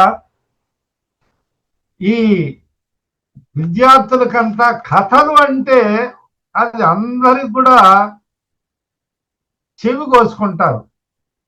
కథ అంటే మనం కూడా ఈ చలనచిత్రంలో కథ నాకు బాగుంటేనే నేను నటిస్తాను, చెందుతానని కూడా ఈ నాయకులు కూడా అంటారు. అంటే కథకు ఈ ప్రాధాన్యత అనేది ఉంది. చిన్నప్పుడు మరి బామ్మలు, తాతలు, అమ్మమ్మలు వీళ్ళందరూ కూడా కథలు చెప్తా ఉంటే వీళ్ళు ఊకడతా ఉంటే అట్టే నిద్రపోయేవాళ్ళు. ఈ కథలకు అటువంటి ప్రాధాన్యం ఉంది. ఏంటంటే సులభంగా అర్థమవుతుంది, వాళ్ళు చెప్పగలరు, ఊహించుకోగలరు. కాబట్టి ఈ కథలు అనేది చాలా మంది ఏమనుకుంటారంటే ఇప్పుడు ఈ కథలు, ఈ కేంద్ర సాహిత్యం వాళ్ళు కూడా పురస్కారాలు ఇస్తున్నారు, వీళ్ళు రాస్తున్నారు చందమామ కథలు, ఇంకొక కథలు అని అంటున్నాము. ఈ కథలు అనేటివి ఉపనిషత్తుల నుంచే ఉన్నాయి. ఇదో చూడండి, ఉపనిషత్ కథలు. ఈ పుస్తకము ఉపనిషత్ కథలు. ఈ ఉపనిషత్తుల్లో ఉన్నటువంటి కథలు అంటే ఉపనిషత్తులు కూడా కథారూపములో చెప్పబడినాయి. ఏమిటి అని మీరు అనొచ్చు. నేను కూడా ఉపనిషత్తు ప్రసంగం చేస్తున్నాను కాబట్టి వీటిలో రకరకాలైనటువంటి కథలు ఉన్నాయి. సత్యకాముని కథ ఉంది. ఆయన సత్యకాములు, ఆయన ఎవరో, ఆయన గోత్రమేమో తెలీదు, వాళ్ళమ్మని అడిగితే నువ్వు ఎవరు పుట్టావో తెలియదు అన్నది. అప్పుడు ఆయన యథార్థం చెప్తే ఆయన ఆ గురువర్యుడు వారిని ఆ పాఠశాలలో గురుకులంలో చేర్చుకోవడం, నేర్పించడం అనేది ఉంది. ఇది ఉపనిషత్ అంటే మనము సామాన్యంగా అనుకునేది వేదాంత అంతములో ఉన్నాయి, అవే గొప్ప విజ్ఞాన భాండాగారాలు, అంతకంటే ఇంకొకటి లేదు, దానికి పైన లేదు అని ఉపనిషత్తులు వేద వాక్యం అన్నమాట. అట్నే జాబాల కథ, తరువాత యాజ్ఞవల్కుడు, మదాలస, ఇవన్నీ కూడా ఈ పుస్తకం అంతా ఒక 200 పేజీలు. ప్రతి ఒక్కటి ఈ యాజ్ఞవల్షి, గార్గి వీళ్ళు ఏ విధంగా ఈ కథలు ఎన్ని అల్లి చెప్పారనే విషయాలు. అజ్ఞాన మహారాజు కథ, అజ్ఞానాన్ని గురించి, సత్యాన్ని గురించి. మనం సత్యహరిశ్చంద్రుడు కథ వింటాము. ఒక దొంగ ఎట్లా ఒక ఉద్యోగం మారినాడు, ఇవన్నీ కథలు చెప్తే వాళ్ళల్లో ఎంతో ఉత్సాహం కూడా ఏర్పడుతుంది. ఈ కథా విధానం ఆస్వాదన కవిత్రయ విరచిత శ్రీ మదాంధ్ర మహాభారత కథలు, జ్వాలా నరసింహారావు గారు. ఇవి ఒక ఉద్గ్రంథంగా ఉంది. ఇవన్నీ కథలే. ఎన్ని 500 పేజీలు, 478 పేజీలు ఉంది ఈ పుస్తకంలో. ఇవన్నీ కథారూపములు. మరి చందమామ కథలు, ఇంకొక కథలు ఎన్నో ఉన్నాయన్నమాట. కథలు అంటే ఒక్కొక్క దేశాల్లో ఆ వరి పంటలను బట్టి కూడా కథలు ఉన్నాయన్నమాట. వరిని గురించి, లేకపోతే పొటాటో పండించే దాని గురించి ఇట్లా ఉన్నాయి. అంటే కథ వస్తువును మలచడము. అట్లే పురాణ ఇతిహాసాల్లో ఉన్నటువంటి కథల ద్వారా మనము వాళ్ళను ఆకట్టుకోవచ్చు. ఇంకా నాకు 2 కథలు చెప్పండి అంటే ఈ కథ చెప్పేదాని వల్ల విజ్ఞానాన్ని పెంపొందిస్తుంది. మనం తెలుగులో చెప్తున్నాం, మనం ఇంగ్లీష్ లో చెప్పడం లేదు కథ. కాబట్టి ఆ తెలుగులో చెప్పినది వాడు సులభంగా ఇంకొకరికి పోయి చెప్పగలుగుతాడు. కథలు కూడా పద్య రూపంలో కూడా చెప్పొచ్చంట నేను.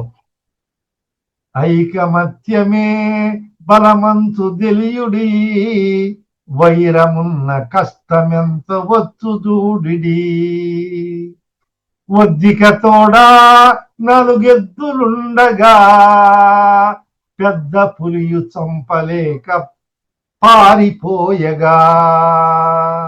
ఒద్దిక తోడా 4 ఎద్దులుండగా, పెద్ద పులియు చంపలేక పారిపోయగా.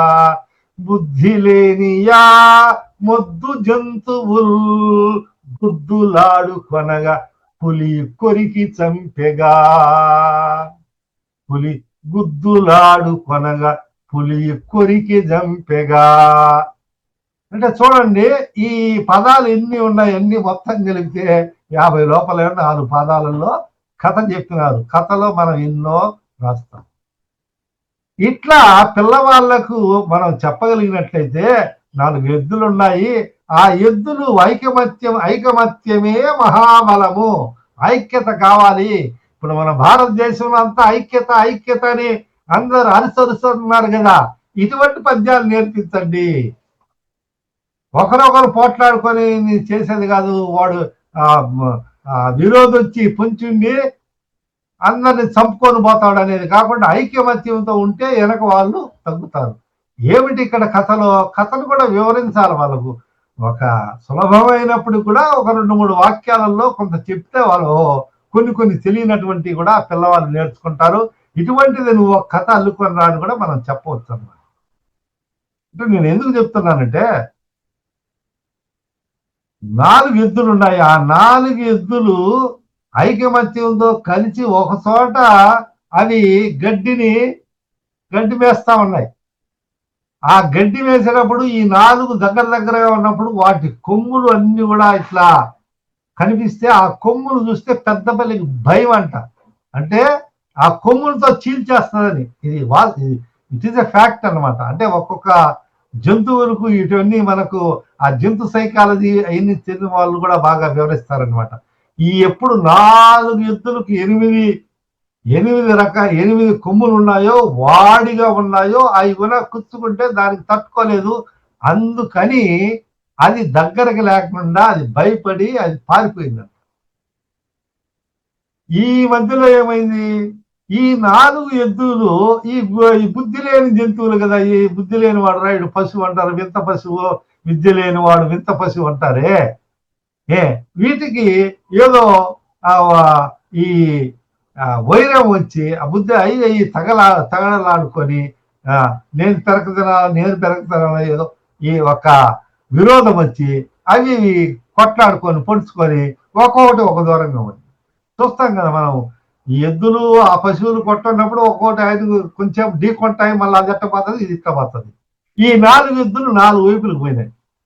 ఈ 4 వైపులకు పోయేటప్పటికి ఏం చేస్తున్నది, ఈ పులి అక్కడ పొంచుకొని ఉంది, పెద్ద పులి పొంచుకొని ఉంది. ఎప్పుడైతే ఒక్కొక్క దిశగా పోయిందో అది వెనక్కి పోయి దాన్ని ఇంకా 2 కొమ్ములు ఉంటే ఏం లేదు, వెనక నుంచో ఇంకోసారి నుంచో దాన్ని పట్టుకొని 4 ఎద్దులను చంపేసింది అనమాట. వాళ్ళు నేర్చుకున్నటువంటి నీతి నియమం ఏమిటి అంటే, అయ్యా కలసి ఉంటే కలదు సుఖము, అయ్యా కలసి ఉంటే కలదు సుఖం అనే ఒక పద్యం రాయండి, లేకపోతే ఒక కథ రాసుకొని రండి, లేదా 2 పాదాలు చెప్పి ఇంక తర్వాత ఏం జరుగుతుందో నువ్వు ఊహించి ఏమైనా చెప్పగలవా? కథలో మనం ఒక 5 లైన్లు ఇచ్చి ఇంకొక 5 లైన్లు మీరు రాయగలరా? సగం కథను ఆపేసి సగం కథ మీరు రాసుకోండి. 10 మందికి ఇచ్చినారనుకోండి, 10 మంది 10 రకాలుగా రాసుకొని వస్తారు. అప్పుడు వాళ్ళల్లో మనం ఆ తెలుగు భాష అభివృద్ధిని చేసినట్లే కదా, వాళ్ళల్లో ఆలోచన దృక్పథం అనేది ఉన్నట్లే కదా. ఈ కథ నువ్వు చెప్పి మీ ఇంట్లో కానీ నీ స్నేహితులు చెప్తే వాళ్ళ యొక్క ప్రతిస్పందన ఏమిటి అని మనం అడగొచ్చు అన్నమాట. అడిగినప్పుడు వాళ్ళు మనకు చెప్తారన్నమాట. ఒక్కొక్కరు ఒక విధంగా చెప్తారు. ఒక విషయమే కలిసి ఉంటే కలదు సుఖమైన ఒక సత్యాన్ని గురించో లేకపోతే పరోపకారార్థం పరోపకారాన్ని గురించో ఏదో సమాజ సేవల గురించి ఒక ఐటి ఒక శీర్షిక ఇచ్చి దాని గురించి పద్యమో లేకపోతే కథ రాసుకున్నామంటే ఒక్కొక్కరు ఒక్కొక్క రకంగా రాసుకొని వస్తారు. తెలియకపోతే ఇంకొక స్నేహితులను అడుగుతారు, వాళ్ళ తల్లిదండ్రులను అడుగుతాడు. అది వారి బాధ. అదొక ప్రాజెక్ట్, ఇది ప్రకల్పన అంటాం మనం, ప్రకల్పన పద్ధతి అంటాం. అంటే వాడు సేకరిస్తాడు, విషయాన్ని అంతా సేకరిస్తాడు, గ్రంథాలయానికి పోతాడు, అక్కడ 4 పుస్తకాలు చూస్తాడు, చదువుతాడు, ఇవన్నీ చేస్తా ఉంటాడు. ఈ గ్రంథాలయాన్ని గురించి కూడా నేను చెప్పాలని అనుకున్నాను. అది కూడా ఏంటంటే గ్రంథాలయం ఇప్పుడు ఒక గ్రంథాలయం అనేది ఏర్పడాలి. ప్రతి గ్రామ సచివాలయం అంటారే, ఆధార్ కార్డులో ఇంకొకటి ఇచ్చి ఎక్కడ ఉంటే అక్కడ ఒక గ్రంథాలయం ఏర్పడింది. గ్రంథాలయం ఎక్కడ ఇస్తుందండి? ఉన్న డబ్బులే జీతాలకే ఇవ్వలేకుండా అంటే వాళ్ళు చేతులు ఎత్తేస్తే అంటే మీరేమండి ఒకరు వేయండి అయ్యా, ఇక్కడ ఒక 100 పుస్తకాలు అంటే ఇచ్చేవాళ్ళు ఉన్నారు. 100 పుస్తకాలు 300 పుస్తకాలు ఇచ్చేవాళ్ళు ఉన్నారు. నేను కూడా చాలా మందికి ఇచ్చినాను, ఇచ్చేదానికి ఉన్నాయన్నమాట. నాతో కొంతమంది ఇన్ని పుస్తకాలు ఉన్నాయండి, మీరు మీరు కడపకు పోయి బ్రౌన్ లైబ్రరీకి పోయినప్పుడు అక్కడ ఇస్తారా అని నాకు అడిగారు కొంతమంది. ఎందువల్ల? ఏంటి? పుస్తకే విద్య వృధా. మన దగ్గర అట్టే పడి ఉంటే అది వృధా. కాబట్టి అది ఎవరైనా చదివితే అది ప్రయోజనం. పుస్తక దానము, విజ్ఞాన దానము. పుస్తకాన్ని ఇవ్వడం అంటే డబ్బులు ఇస్తే వాడు ఆ రోజు తింటాడు, అన్నదానము. అది కొద్దిసేపట్లో అరిగిపోవు. వస్త్ర దానం కొద్దిసేపట్లో చిరిగిపోవు. భూదానము, ఇతరుల పాలం. ఇది విజ్ఞాన దానం. కాబట్టి ఇట్లా గ్రంథాలయాలను మనం ఏర్పరచాలి. అందుకని ఇందాక కథా నిలయం అని చెప్పారు. కథల గురించి నేను చెప్పాను కదా, అవి కథా నిలయము అనే విషయాలు నేను సందర్శించానన్నమాట. కొన్ని చోట్ల కథా నిలయాలని ఉన్నాయి, కొంతమంది స్థాపించారు ఉపాధ్యాయులు వాళ్ళు. అవి సొంతంగా వాళ్ళ ఉత్సాహంగా. నేను ప్రిన్సిపాల్ గా ఉన్నప్పుడు ఒక బాల సాహిత్య పీఠాన్ని నెలకొల్పిన. నాకెవరు చెప్పలా. ఒక క్లిప్ అని చిల్డ్రన్స్ లాంగ్వేజ్ ఇంప్రూవ్మెంట్ ప్రోగ్రామ్ అని ఒకటి వచ్చింది. ఆ పిల్లల భాషా నైపుణ్య వృద్ధి పథకం అన్నమాట. అప్పుడు నేనేం చేశానంటే అంటే పిల్లల సాహిత్యం కదా అది, బాల సాహిత్య ఒక పీఠాన్ని ఎందుకు నలగడం? వాళ్ళు చెప్పేది ఏంది, మన దగ్గర మన ఇష్టము. ఒక అధ్యక్షులుగా లేకపోతే ఒక అధికారి హోదాలో ఉన్నప్పుడు నేను 2 చోట్ల వ్యవస్థాపక అధ్యక్షులుగా నేను పనిచేశాను. దానివల్ల ఏమి సార్ ప్రయోజనం అంటే, దానివల్ల ఎన్నో ప్రయోజనాలు చేకూరినాయి. ఎందువల్లంటే అట్లనే ఆ కథా నిలయాలు ఎక్కడెక్కడ ఉన్నాయి ఈ జిల్లాలో అని చెప్పి నేను చూస్తే నేను కొన్ని వాటిని సందర్శించిన. ఏం చేస్తారు, మీరు ఏం చేస్తారు, ఉపాధ్యాయులు ఎట్లా ఏమి అంటే వాళ్ళన్ని సార్ మేము ఈ విధంగా కథలు రాసుకున్నాం. ఆ విధానంగా చేసి ఆఖరికి ఏం చేశామంటే పిల్లల చేతనే కథలు రాపించి పిల్లల చేతనే కొన్ని పద్యములు రాయించి ఇట్లా రకరకాలైనటువంటి ప్రక్రియలు చేపట్టాం. అంతేకాకుండా ప్రతి నెల ఒక మాస పత్రిక, దీనికి నేను ఈ పేరు కూడా ఒకతను వేరే పేరు పెట్టుంటే ఎవరో అధికారి పేరు వచ్చేటట్టు పెట్టాడన్నమాట. నేను ఒప్పుకోను, అది నువ్వు ఆ పేరు నాకు అవసరం లేదు అని చెప్పి నేను విద్యా భారతి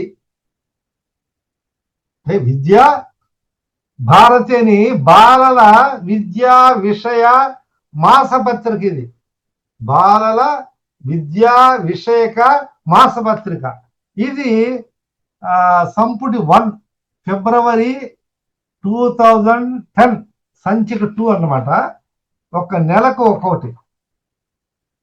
జగతికి వెలుగు కిరణం, ప్రగతికి వెలుగు వర్ణం. ఈ ప్రగతి రావాలంటే మనం అక్షరమే ప్రగతి, కాబట్టి అక్షర జ్ఞానం రావాలి అని చెప్పి సంపాదకం రాయిస్తూ వీళ్ళు ప్రత్యక్ష దైవాలు అని అట్లే ఎవరెవరైతే గొప్ప వాళ్ళు ఉన్నారో వాళ్ళను గురించి ఈ పిల్లవాళ్ళు రాసినటువంటి ఒత్తెత్తి నూరెత్తి గ్రామీణ ఆటల గురించి వాళ్ళు రాసినారు, పిల్లవాళ్ళు రాసినారు. వాళ్ళ పేర్లు కూడా ఉన్నాయి దీంట్లో. ఇట్లా ఇది ఎన్ని పేజీలు ఉంది, ఎన్ని పేజీలైనా మనం చేసుకోవచ్చు. ఇది ఎన్ని పేజీలు ఉందంటే ఈ పుస్తకము 40 పేజీలు ఉన్నదండి. 40 పేజీలు. తర్వాత ఇక్కడ మంచి వర్ణ చిత్రాలతో కూడా మనము ఈ పిల్లవాళ్ళు ఒక వర్క్ షాప్ మాదిరి పెట్టి మీ పాఠశాలలో ఉన్నటువంటి కూడా మీ పిల్లవాళ్ళతో ఉంటారు కదా, మీ వాళ్ళ చేత చేయించి వాళ్ళ చేత కథలు, తరువాత పజిల్స్, అభినయ గేయం అని తెలుగు తమిళంలో కూడా నేను ఈ యొక్క విద్యా మాసపత్రికకు రూపకల్పన చేశాను. ఇది సక్సెస్ అయింది. ఎందువలనంటే ఈ యొక్క విద్యార్థులంతా కూడా ఉపాధ్యాయుల యొక్క సహాయ సహకారాలు తీసుకొని వాళ్ళు రూపొందించినారు. వాళ్ళ పేర్లు కూడా రాసిన్నాం ఇక్కడ. అట్లనే కొంతమంది ఉపాధ్యాయులు కూడా వాళ్ళు మార్గదర్శనం ఇచ్చినటువంటివి, వాళ్ళ బొమ్మలు ఇట్లా, అంటే సృజనాత్మక శక్తి పెంపొందించే విధానంలో మనము రూపకల్పన చేయొచ్చు. ఇది దీనికి జిల్లా కలెక్టర్ చైర్మన్ గా ఉంటారు. జిల్లా కలెక్టర్ అంటే ఈ జిల్లా కలెక్టర్ వరకు కూడా ఇది పోతుంది అన్నమాట. దీనిలో ఇన్ని పేజీల్లో ఏముందో రంగులు వేయండి, కథలు, అభినయ గేయాలు, గ్రామీణ క్రీడలు, మినీ క్యాలెండరు, సామెతలు, సుడోకు, మన శాస్త్రవేత్తలు అనేది దీనిలో ఉన్నది. అట్లనే తదుపరి ఇటువంటి ఇదే పత్రికను ఇంకొక మాసంలో ఇట్లా మనం తయారు చేయగలిగాం. ఎందువల్లనంటే వాళ్ళల్లో రచనా నైపుణ్యం ఇట్లా ఇప్పుడు మన విద్యార్థులకు ఇటువంటి పోటీలు కూడా మనము పాఠశాలల్లో ఇప్పుడు పెట్టేదానికి లేదు కాబట్టి మనము ఒక దీని పరిరక్షకులుగా, భాషా సేవకులుగా మనము ఇటువంటి రకరకాలైనటువంటి కార్యక్రమాలను మనమే చేపట్టాలి. మనం ఒక ఆన్ వార్ ఫుటింగ్ బేసిస్ అంటారే, యుద్ధ ప్రాతిపదికన చర్యలు చేపట్టితే పునర్వైభవము అందుతుంది. అంతేకాకుండా ఒక మ్యాగజైన్ కూడా వాళ్ళ చేత మనం చేయించామన్నమాట. వాళ్ళ పిల్లవాళ్ళు రాసినటువంటి వాళ్ళవన్నీ కూడా వాళ్ళు చేసినటువంటి బొమ్మలు ఇవన్నీ కూడా మంచి కలర్ ప్రింటింగ్ లో మనము తీసుకొని రావడం అనేది జరిగింది. సాదృశ ఇది సంచికలు అన్నమాట. ఇట్లా చేస్తూ పిల్లవాళ్ళ చేత తయారు చేసినటువంటి పుస్తకములు సంవత్సరమునకు 100 పుస్తకములు ముద్రించబడినాయి. అంటే 100 అంటే నంబర్ మనకు 100, కానిలో కొన్ని తక్కువచ్చు, కొన్ని తగ్గవచ్చు, కొన్ని ఎక్కువ, అంతకంటే ఎక్కువ కావచ్చును. అంటే ఒక రచన అంటే పిల్లవాడు చదివే స్థితి నుంచి, స్థాయి నుంచి రచన చేయగలిగే సామర్థ్యాన్ని మనము ఇవ్వగలిగితే తప్పనిసరిగా మనము కొన్ని రకాలైనటువంటి అనేక రకాలైనటువంటి ప్రయోజనాలను పొందవచ్చు. మనము చదివేటప్పుడు ఇది వరకు ఒక ఆల్బమ్ అని తయారు చేసేవాళ్ళు. అంటే వాళ్ళే కొన్ని పేపర్లలోనో లేకపోతే మందమైనటువంటి అట్ట పేపర్లోనే ఒక్కొక్కరు ఒక్కొక్క రంగులతోనో అట్లా రాసి ఒక ఆల్బమ్ తయారు చేసేవాళ్ళు పూర్వకాలంలో. నేను చెప్పేది 1960s 70s ఆ ప్రాంతంలో. అటువంటి అప్పుడు ఇప్పుడు ఏంటంటే ఈ కాలంలో అన్ని సౌకర్యాలు, ముద్రణ సౌకర్యాలు లేదా ప్రింటింగ్ ఈ టైపింగ్ సౌకర్యాలు ఇవన్నీ ఉన్నాయి కాబట్టి మనము ముద్రణ కూడా చేయించవచ్చు. ఎవరైనా ముద్రించేదానికి దాతలు ఉన్నారు. చాలా మంది ఇప్పుడు కవులు పుస్తకాలు రాస్తారు.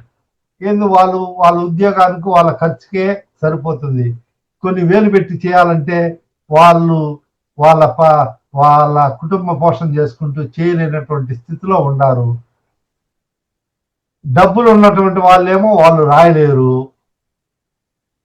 లేనటువంటి వాళ్ళు రాస్తున్నారు. కానీ వాళ్ళకు సహాయం అనేది జరిగితే వాళ్ళు తప్పనిసరిగా చేయగలరు, అట్లా ముద్రించగలరు. అట్లనే మనం కథల్లో తీసుకుంటే ఎన్నో సత్యహరిశ్చంద్రుని కానీ, సాధువు యొక్క సందర్శనాలు కానీ, పరోపకారం అంటే వాళ్ళు ఒక కథను అల్లుకొని వస్తారు. లేదా మీ బామ్మ చెప్పినటువంటి కథలు ఏమిటి చెప్పు అంటే వాడు ఒక లిస్టు పట్టుకొని వస్తాడు, కొన్ని రాసుకొని వస్తాడు. అంటే అంతు మొత్తానికి ఈ కథల ద్వారా పెద్దవాళ్ళు చెవి కోసుకొని కథా ప్రక్రియలో దిగి భాషా విధానంలో రాసుకుంటూ వస్తాడు. అదేవిధంగా మనము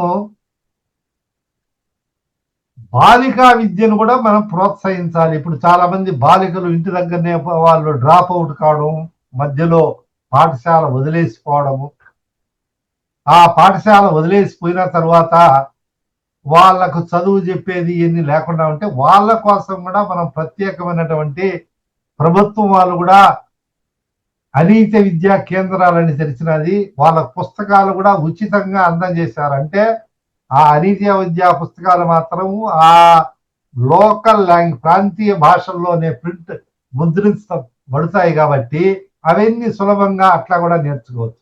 దానిలో స్వయం అభ్యసన కృత్యాలు ఏమైనా పనులు చేసే స్వయంగా నేర్చుకునే సూక్ష్మంగా నేర్చుకునే విధానంలో వాళ్ళు రూపొందిస్తారు ఈ పుస్తకాలంతా. అవన్నీ కూడా మేము కొన్ని చేశాము.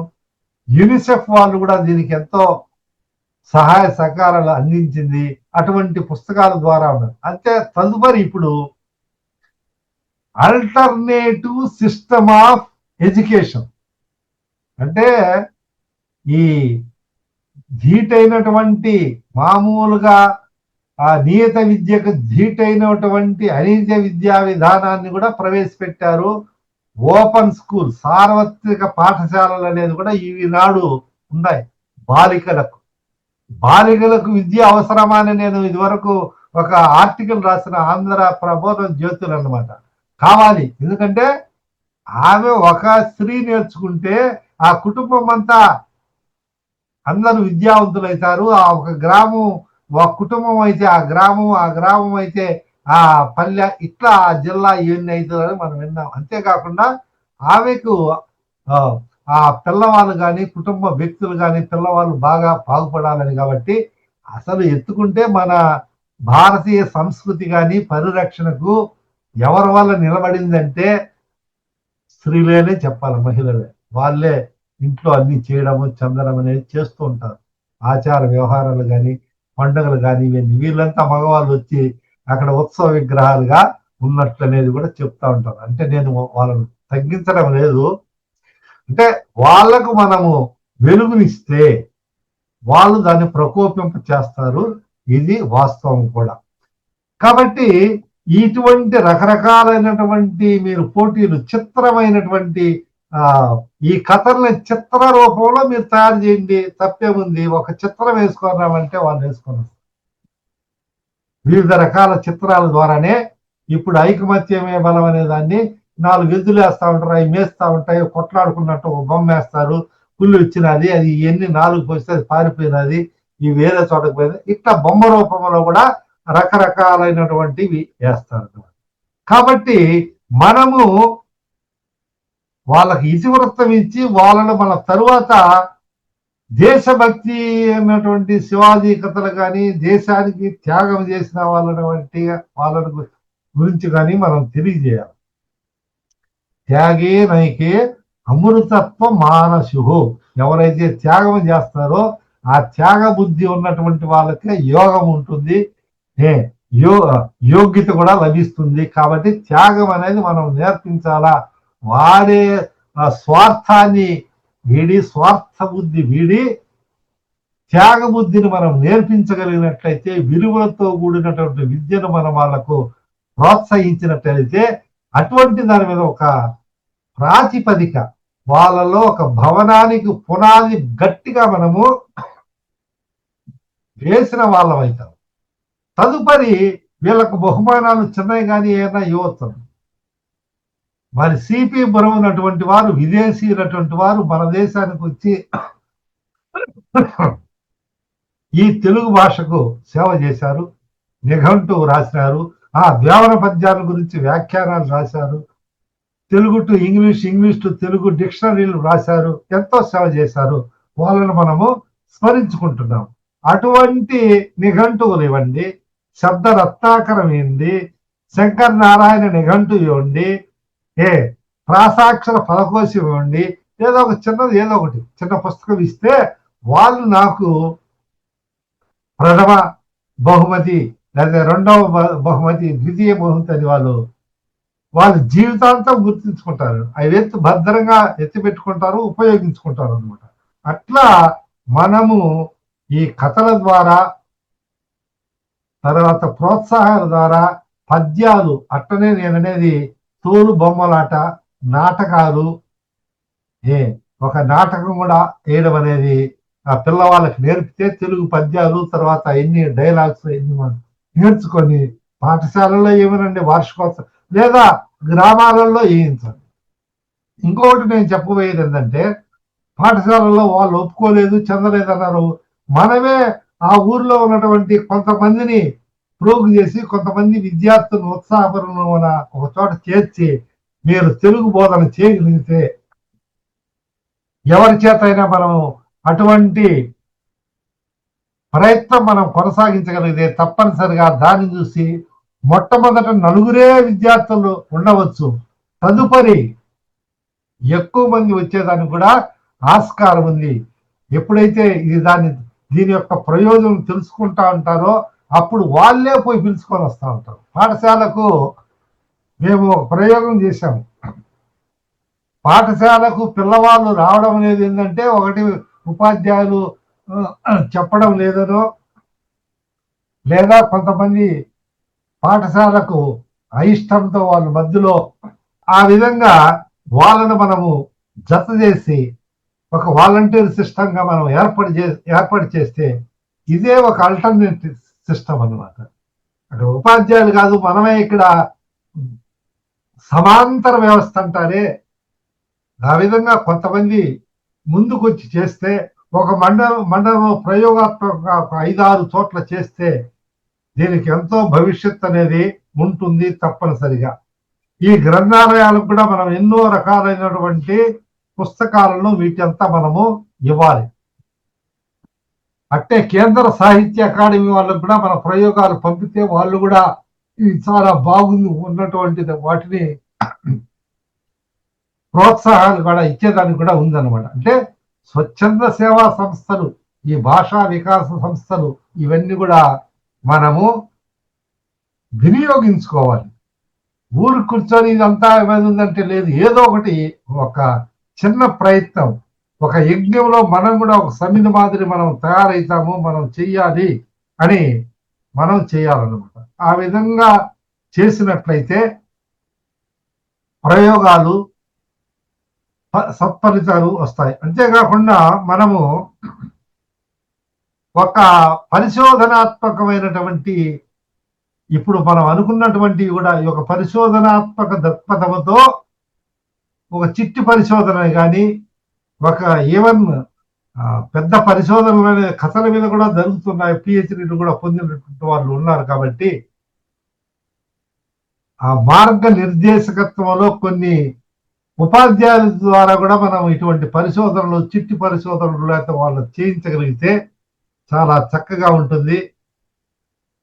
బాల సాహిత్యం అనేది మనము పరిపుష్టి చేసి వాళ్ళకు అందించే పుస్తకాలలో సులభతరమైనటువంటి కొన్ని కూడా మనం కూడా ప్రింట్ చేయించి పిల్లవాళ్ళ చేసినటువంటి ముద్రించలేకపోయినటువంటి పేపర్ల ద్వారా కూడా కొన్ని పేపర్లంతా పుస్తకాలుగా తయారు చేసి వాళ్ళకి ఎప్పుడైతే ఆ తరగతి గదిలోనో లేదా ఆ గ్రామంలోనో మనం ఒక రోజు కానీ ప్రదర్శించగలిగినట్లయితే ఆ ఊర్లో తల్లిదండ్రులు అందరూ వస్తారన్నమాట. మీ అబ్బాయి రాసిన పద్యము లేదా కథ, మీ అబ్బాయి రాసినటువంటి బొమ్మలు ఇవి అని మనం ఎప్పుడైతే చెప్పగలుగుతామో ఆ విధంగా చేసేదానికి చేసినట్లయితే ఒక ఉత్సాహం ఉంటుందన్నమాట. అది రెండవది నేను ముందు చెప్పదలుచుకున్నాను. ఇప్పుడు అధికార భాషా సంఘం, తెలుగు భాషా సంఘాలు ఎన్ని ఉన్నాయి, వాళ్ళు సమావేశాలు పడతారు. ఆ పదకోశాలకు సంబంధించినటువంటి పుస్తకాలు కూడా ఫైల్స్ లో రాయాలి వాళ్ళు. అంటే తెలుగులో తుది నిర్ణయం తీసుకోండి, ఫైనల్ డెసిషన్ అంటారు. ఇదేదో నిమిషాలు చేసి వదిలిపెడతారనమాట. అట్టే న్యాయస్థానంలో తీర్పులు ఇవన్నీ కూడా తెలుగులో వస్తా ఉంటే వినేవాడికి కూడా, అంటే ఎవరైతే విక్టిమ్స్ గా ఉన్నారో వాళ్ళు తెలుగులో జడ్జిమెంట్ కానీ వాళ్ళు తీర్పు విన్నట్లయితే వాళ్ళకి అర్థమవుతుంది. ఇట్లా ప్రభుత్వ ఆదేశాలు ఉన్నప్పటికీ కూడా జరగనటువంటి వాటి మీద మనం గగ్గోలు పెట్టాలి. ఎందుకు తెలుగులో ఇవి రావడం లేదు అంటే తెలుగులో ఈ బోర్డులు పెట్టడము ఇవన్నీ కూడా కొన్ని చేయించాలనే ఒక విధాన రూపకల్పనలో మనం చేయగలిగినట్లయితే ప్రతి అంశంలో, ఇప్పుడు సమయం లేదంటున్నారు కాబట్టి నేను అన్నిటి కొన్ని ఇంకా టచ్ చేయాల్సినటువంటి చాలా ఉన్నాయి. అంటే ఒక ఉదాహరణ చెప్తే మనం ఒక ఏం చూపిస్తే అస్తాన్ని మింగాలి. కాబట్టి ఈ భాషా అభివృద్ధికి నేను చెప్పినటువంటి విషయాన్ని కూడా, లేదా మీకు తోచినటువంటి విషయాన్ని కూడా అందరం సమైక్యంగా కలిసికట్టుగా మనము ముందుకు తీసుకోబోయి మనమే ప్రయత్నం చేస్తాము. ఇది జూమ్ మీటింగే కాకుండా మేము ఏ విధంగా పోయి పద్యాలు అక్కడ చెప్పించి ఇచ్చామో ఆ విధంగా మనం కొన్ని పాఠశాలల్లో కూడా చేయగలిగినట్లయితే దానికి కూడా నా సహాయ సహకారాలు తప్పకుండా అందిస్తానని, ఇటువంటి మహోన్నతమైనటువంటి ఉజ్వల భవిష్యత్తుకై తెలుగు భాష పునర్వైభవానికి తీసుకొస్తున్నటువంటి మాన్యులు బిట్టు వెంకటేశ్వర్లు గారు, అలాగే మన బృందం సభ్యులందరికీ కూడా నేను శిరస్సు ఉంచి నమస్కారములు తెలియజేస్తున్నాను. నమస్తే. ధన్యవాదాలు సార్. మీరు మీ ఉపన్యాసాన్ని ప్రారంభించడం పదంతో ప్రారంభించారు. తెలుగు బతికిస్తున్నది నిరక్షరాస్యులే. నిరక్షరాస్యులు, అది చాలా గొప్ప మాట అనిపించింది నాకు. నిజంగానే వాళ్ళలోనే తెలుగు బతుకుంది. అదేదో అంటారు కదా, మనకు చదువుకున్నంత సేపు కాకరకాయ అన్నాడు, చదువుకున్న తర్వాత కేకరకాయ అన్నాడని మన వాళ్ళు అలానే తయారయ్యారు. తర్వాత తెలుగు చదివిద్దామని మీ పిల్లల కోసం మీరు చాలా ప్రయత్నం చేయాల్సి వచ్చిందన్నారు. అది నిజంగా నా అనుభవంలో కూడా ఉంది. మా పాపను తెలుగు నేర్పిద్దామంటే ఎక్కడ ప్రైవేట్ కాలేజ్ లో తెలుగు లేదు, ఏంటంటే సంస్కృతం అంటారు. కాకపోతే అలా అయిపోయింది. వద్దురా బాబు, నేను ఇంట్లో చెప్పుకుంటాను, మీరు ఊరికి రాసుకోండి అంటే కూడా ఒప్పుకోలేదు వాళ్ళు. తర్వాత మీరు అంటే కేవలం ఉపాధ్యాయుడు చెప్పిందే కాదు, పక్క విద్యార్థుల నుంచి మనకు సంప్రదాయంలో కూడా ఇది మనకు కనిపిస్తున్నది. ఆచార్యాత్ పాదమాదత్తే పాదం శిష్యస్వమేధయ పాదం సద్బ్రహ్మచారిభ్య పాదం కాలక్రమేణచ. అంటే ఉపాధ్యాయుడు చెప్పింది ఒక 25%, ఆ తర్వాత మిగిలిందంతా తను సొంతగా నేర్చుకుంటాడు ఒక 20%, ఒక 20% తన సహాధ్యాయి ద్వారా, ఒక 20% కాలక్రమంలో నేర్చుకుంటాడు. అవునవును. మీరు పద్యము చెడని పదార్థము, చాలా గొప్ప మాట అది మీరు చెప్పారు. పద్యము నిజంగా అది పద్యం అనేటువంటి మనకు 2వ తరగతిలో నేర్చుకున్న ఆవు పూలి కథ ఉంది, ఇప్పటికీ గుర్తుంది. కానీ ఆ పదాలతో గుర్తులేదు. కానీ ఉప్పు కప్పురంపు పద్యం అదే పదాలతో మనకు గుర్తుంది తప్పనిసరిగా. ఇది తర్వాత పెద్ద తరగతుల వాళ్ళు ఇప్పుడు నిజంగానే ఇప్పుడున్న కొన్ని పరిస్థితుల వల్ల ఉపాధ్యాయులకు బోధనేతర కార్యక్రమాలు కూడా చాలా ఉంటున్నాయి. అందువల్ల దానివల్ల మన కొంతమంది సీనియర్ విద్యార్థులు జూనియర్ విద్యార్థులకు, పెద్ద తరగతుల వాళ్ళు చిన్న తరగతులకు చెప్పవచ్చు. మీరు చెప్పారు కదా, మీ అనుభవంలో విషయమే చెప్పారు. ఏంటని క్లాస్లోకి వెళ్ళేసి నేను చెప్పిన పాఠం చెప్పగలరా. నిజంగా విద్యార్థుల్లో చాలా ఉత్సాహాన్ని కలిగిస్తుంది. అది వాళ్ళకి గొప్ప అవకాశం. అది వాస్తవానికి అది పనిష్మెంట్ కదా, అది చాలా గొప్ప అవకాశం మనం ఇచ్చింది. తర్వాత కథలు, సరే మనకు 1910లో గురజాడ వారి దగ్గర నుంచి చిన్న కథ వచ్చింది అని చెప్పినప్పటికీ అంతకుముందు మనకు సముద్రం అంత కథలు ఉన్నాయి. గొలుసుకట్టు కథలు, పంచతంత్రం, కానీ ఇంకా మహాభారతం అనేది అది సాగరం, మహాసాగరం. దాని ద్వారా ఒక కథను సగం, మీరు చెప్పిన మాట ఇంకోటి, కథను సగం చెప్పి వదిలేయాలి పిల్లవాళ్ళకి, మిగిలిన వాళ్ళను మీరు పూర్తి చేసుకోనండి. విద్యార్థులకు తప్పనిసరిగా మంచి ఉత్సాహాన్ని కలిగిస్తుంది. అవును సార్. అలానే పుస్తకాలు, గ్రంథాలయమైనటువంటి గ్రంథాలయం అంటే 1000 పుస్తకాలు ఉండాల్సిన అవసరం లేదు. మీరు చెప్పినట్టు ఒక 50-100 పుస్తకాలు ఉన్నా చాలు అక్కడ. ఆ రకంగా మనం చేసుకుని వీళ్ళల్లో చేయటం. కథకు సంబంధించిన పుస్తకాలు, కథానిలయం అన్నారు, మన కారా మాస్టర్ గారు ఉన్నారు కదా, కారా మాస్టర్ గారు శ్రీకాకుళంలో పెట్టారు. సరే వారంత పెద్ద స్థాయిలో కాకపోయినా మన స్థాయిలో మనం వీటిని చేసుకుంటూ ఉండొచ్చు. తర్వాత మీరు చెప్పిన ఈ పద్యాల్ని మన గత గత నెలలో బాలకృష్ణ గారు అని వచ్చిన్నారు మనకు, కానుకొల్లు బాలకృష్ణ గారని. వారైతే డిగ్రీ కాలేజీలో అసోసియేట్ ప్రొఫెసర్ గా చేస్తూ తన స్టూడెంట్స్ ను శతక సేన అనే పేరుతో ఒక 25 మంది స్టూడెంట్స్ తయారు చేసి ఒక్కొక్క విద్యాలయానికి పంపించి అక్కడ ప్రత్యేకించి తెలుగు బాల శతకం మొత్తం నేర్పించారు. 600 మంది విద్యార్థులు ఒకేసారి కూర్చొని శతకం మొత్తాన్ని అప్పచెప్పారు. అటువంటి కార్యక్రమాలు చేశారు. ఈ అంటే విద్యార్థుల్లో అవును సార్, తెలుగు బాల శతకం కరుణశ్రీ గారిది చిన్నదిగా ప్రింట్ చేసి పాకెట్ మాదిరి 100 పద్యాలు నేర్పించారు. అలాగా 600 మంది విద్యార్థులు ఒకేసారి మొత్తం దాన్ని చెప్పున్నారు అనమాట. చాంటింగ్ లాగా అది పారాయణ లాగా చేస్తున్నారు. చాలా అద్భుతంగా జరిగింది అది. మొత్తం మీద అంటే విద్యార్థుల స్థాయిలో మనం తెలుగు భాషను వాళ్ళలో ఉత్సాహాన్ని కల్పించవచ్చు అనే విషయాన్ని చాలా విషయాలు మీరు చెప్పారు. చాలా చాలా ధన్యవాదాలు సార్ లోకనాథన్ గారు.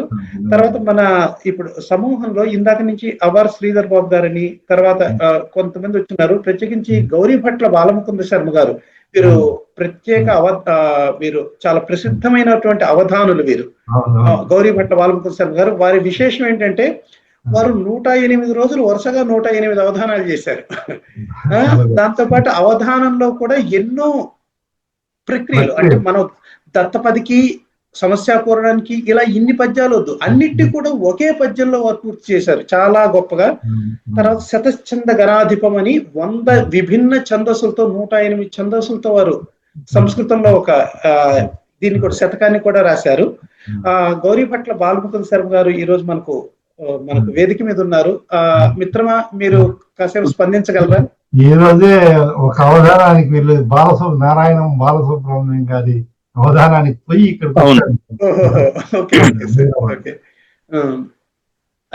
సభామిత్రులందరికీ శుభ సాయంత్రం. నమస్తే. తేనియ తేట వంటి కడు తీయని మాటల కల్పవృక్షము, ఈ జాను తెనుంగు భాషను విచారము చేసిన పెద్దలెల్లరూ నీనుడికార సంపదను నీ ప్రతిరూపముగా తలంతురో జ్ఞాన సరస్వతి సలిల జాత ముఖాంచిత వాగధీశ్వరి. తెలుగు భాష సరస్వతీమాత స్వరూపంగా భావించడానికి కారణము మన అక్షరాల అమరిక. మొదటిది, తెలుగు అక్షరాలంటేనే రంగవ్వలు తీర్చిదిద్దినట్టుగా, ముగ్గులు వేసినట్టుగా ఉంటుంది. రెండవది, సవ్యాపసవ్య మార్గస్థాని అమ్మవారుకున్న పేరుకు మనం అక్షరాన్ని ఎడమ నుంచి కుడివైపు తిప్పుతాము, కుడి నుంచి ఎడమ వైపు తిప్పుతాము కొన్ని అక్షరాలు. కనుక సవ్య అపసవ్యముగా చెయ్యి సరిగ్గా తిరగలిగినటువంటి భాష మన లిపి, మన సొంతం. తెలుగు భాష ఎక్కడా పోలేదు, ఎవరికి వాళ్ళకే వాడుకలో పోతున్నది. భాష ఎప్పుడూ మృతము కాదు, మనలో మృతమవుతుంది అంతే. మనకు వచ్చింది అంటే అది అమృతము, మనకు రాలేదు అంటే అది మృతము. ఈ కాలంలో ఒక పదము చెప్పగానే, ఒక అంకె చెప్పగానే, ఏదైనా చెప్పగానే మనిషి అర్థం చేసుకున్నటువంటి భాష మాతృభాష అవుతుంది. మనము 10 అనగానే 10 అంటే 10 అని అర్థం చేసుకుంటే వాడి ఇంగ్లీష్ మాతృభాష, 10 అంటే వానికి 10 అని అర్థమైతే తెలుగు మాతృభాష. ఈ లెక్క పెడితే తెలుగు మాతృభాష గల వాళ్ళు ఇంకా తగ్గిపోతారు మనకు. కాబట్టి ప్రాథమిక స్థాయిలో, బడులలో, అంగన్వాడీలలో, ఉన్నత పాఠశాలల్లో తెలుగు వాడుక మొదలైతే ఆ పై స్థాయికి పిల్లవాడు సహజంగానే తెలుగు వాడుతాడు. తెలుగు వాడుక అనగానే తెలుగు మాటలు, అక్షరాలకు పరిమితం అవుతున్నాం మనము. కానీ తెలుగు అంకెలకు కూడా మనం ఉద్యమించాల్సిన అవసరం ఉన్నది. నాకు గుర్తున్నంత మటుకు మాడుగుల నాగఫణి శర్మ గారు అధికార భాషా సంఘం అధ్యక్షులుగా ఉన్న సమయంలో ఈ రవాణా సదుపాయం ఉన్న రవాణా శాఖ అన్ని బస్సుల మీద కూడా తెలుగు అంకెలతోనే వాటి బస్సుల సంఖ్యలన్నీ కూడా రాయించారు వారు. తర్వాత వచ్చిన వారు దాన్ని తీసేశారని అదొక గొప్ప ప్రయత్నం అనిపించింది నాకు. సహజంగానే గొప్ప కాకుండా, నేను తరగతి గదిలో వెళ్ళగానే మొదలు మీద స్వస్తి స్త్రీ నుంచి మొదలుపెట్టి తిథివార నక్షత్రాలన్నీ రాసి, ఈ రోజు తేదీని కూడా తెలుగులోనే రాసి తర్వాత వారం రాస్తాను. ఇప్పుడు పిల్లలందరికీ అది తెలుగు అంకెల అభ్యాసం. ఎప్పుడైనా వాళ్ళు గ్రంథాలయంలోకి వచ్చి ప్రాచీనమైన 1925లోదో 1890లోదో మా గ్రంథాలయంలో ఉన్న పుస్తకాలు చూస్తే దాంట్లో పుటల మీద పుట సంఖ్యలు తెలుగులోనే ఉంటాయి. ఉంటాయి. అప్పుడు పిల్లల మొహంలో ఆనందం నాకు కనబడుతుంది. వాళ్ళు చెప్తుంటారు, ఇగో మనం వాడే తెలుగు అంకెలు ఇక్కడ దీంట్లో ఉన్నాయండి. ఎందుకంటే ఇప్పటి పుస్తకాల్లో అవి కనబడడం లేదు. అంటే ప్రాచీన పుస్తకాలు పిల్లవాడు చదవడానికి మనం అది నేర్పడం అవసరం. తర్వాత తెలుగు అక్షరాల్లో రుర్రుల వరకు మాత్రమే వస్తున్నాము, లుల్లులు విడిచిపెడుతున్నాం. ప్రాచీన పుస్తకాల్లో లుల్లులు కూడా అచ్చై ఉన్నాయి. ఇప్పుడు ముద్రణ దాని యంత్రాలలో లుల్లులు లోపించినాయి అంతే మనకు. ఇంతకంటే ఎక్కువ దౌర్భాగ్యం, విచారించాల్సిన విషయం ఏంటంటే యణాదేశ సంధి సూత్రం చెప్తూ ఈ ఊరులకు అంటున్నారు, ఈ ఊరు లూలకు అనడం లేదు. ఈ ఊరులకు ఎర్రలవలు ఆదేశం బగు అంటారు. మరి లూ లేనప్పుడు లా ఎట్లా వస్తుంది? చిన్న సూత్రము మన తెలుగు పండితులు, తెలుగు ఆచార్యులు అందరూ కూడా ఈ ఊరు దాకా తీసుకుంటున్నారు, లూను విడిచిపెడుతున్నారు. కొంచెం దృష్టిలో పెట్టుకోండి అందరూ కూడా. ఈ ఊరు లూలకు అని చెప్పని మనం చెప్తేనే ఎర్రల అనే వస్తున్నాయి. కనుక ఇట్లాంటి చిన్న చిన్న దోషాలు, సరే తెలుగు లిపి పరిణామ క్రమంలో ఎంత వృద్ధి చెందినా ఇంకా కొన్ని దోషాలు మనకు ఉన్నాయి. కొన్ని దోషాలు ఇప్పటికీ మనకు ఉన్నాయి. ఇప్పుడు ఉదాహరణకు ఒక శాస్త్రానికి ఇంకో శాస్త్రానికి తేడా అవుతుంది. ఇప్పుడు ఛందశాస్త్రానికి వచ్చేసరికి బిందువు అని చెప్పబడే సున్నా ఏదైతే ఉందో, ఛందశాస్త్రానికి వచ్చేసరికి అది తర్వాత అక్షరానికి చెంది ద్విత్వాక్షరంగా మారుతుంది. అంగద అంటే సున్నా తర్వాత అక్షరానికి చెందుతుంది, గమనించండి. కానీ అది అమ్మని పూర్వాక్షరానికి సంబంధించినటువంటి దానిగా వాడుతుంటాం మనం. ఇట్లా ఛందస్సుకు వ్యాకరణానికి మధ్యన తేడాలు ఉన్నాయి. సరే, వర్ణ వ్యత్యయంతో ఏర్పడ్డ బ్రహ్మాజీ మొదలైన పదాలకు మనం వాడుకలోనే మనం అభ్యాసం చేయించాల్సింది. ముఖ్యంగా తెలుగు పదాలు కొత్తవి రావాల్సిన అవసరం ఏమంటారు? చిహ్నము అని చాలా బ్రహ్మ వన్ని ఇవన్నీ కూడా అవి వర్ణవ్యత్యయంతో ఏర్పడినటువంటి భాషా శాస్త్రం ద్వారానే పిల్లలకు పరిచయం చేయాల్సిన అవసరం ఉన్నది. తర్వాత తెలుగు భాష లోపల ఏర్పడుతున్నది కొత్త పదాల సృష్టి లేకపోవడం. కొత్త కొత్త సవాళ్ళు ఎప్పుడూ వస్తుంటాయి. ఇంగ్లీష్ వాళ్ళు ఎటిమాలజీ పేరుతో వాళ్ళు తయారు చేస్తున్నారు. సంస్కృతంలో ధాతు ప్రక్రియతో వాళ్ళకి అన్ని విస్తారమైన పదాలు ఉన్నాయి. ఉదాహరణకి ఇప్పుడు ఫ్రిడ్జ్ అంటున్నాం మనం. ఫ్రిడ్జ్ను తెలుగులో ఏమనాలి? వెంబడే మన వాళ్ళు చెప్పేది శీతలీకరణ యంత్రము. మరి అది సంస్కృతం కదా, అది సంస్కృతం కదా, అది తెలుగు కాదు కదా అని కొందరు అభ్యంతర పెడుతున్నారు. ముఖ్యంగా ఇంగ్లీష్ వాళ్ళు, ఇంగ్లీషులో బోధన చేస్తున్న వాళ్ళు, ఇంగ్లీష్ అభిమానులు, మీరు వాడితే తెలుగు వాడండి, కానీ సంస్కృతం తెచ్చి తెలుగు ఎందుకు అంటున్నారు అన్న సవాల్ వాళ్ళు చేస్తున్నారు. అది గొప్ప సవాల్, నేను స్వీకరించినాను. మరి ఫ్రిడ్జ్ ని ఏమనాలి అన్నారు ఒక చోట. చలివిడి పెట్టి అనండి అయ్యా అని చెప్పాను నేను. చలివిడి పెట్టి. ఇప్పుడు చలివిడి ముద్ద మనకు ఉన్నది, చలివిడి పెట్టి.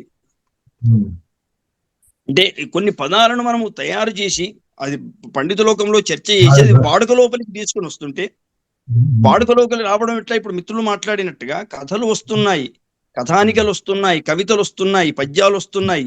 దాంట్లో తెలుగు వాడుక తగ్గుతోంది, అచ్చ తెలుగు పదాల వాడుక తగ్గుతోంది.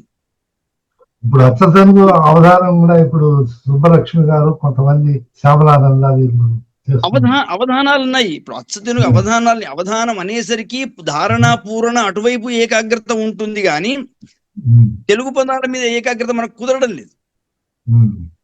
ఒక వ్యాసము, ఒక వార్తను, ఒక కథను దాంట్లో వస్తే, ఇప్పుడు పాల్కురికి సోమన్ రాసినాడు, బలు పొడతోలు సీరయును బాపసరుల్ గిలుపారు కన్ను వెన్నెల తల సేదు కుత్తుకయు జీరబోయిన గొంతును సేదు కుత్తుక అన్నాడు ఆయన. కొత్త పదం సృష్టించినాడు. నిండిన వేలు పుటేరు వల్గు పూసలు గల రేణిలెంకవని. రేణిలెంకలో రే రాయాలి అంటే బండిరా రాసి ఎత్వన దీర్ఘం ఇవ్వాలని ఎంతమందికి తెలుసు తెలుగు పండితులకి ఈ రోజుల్లో?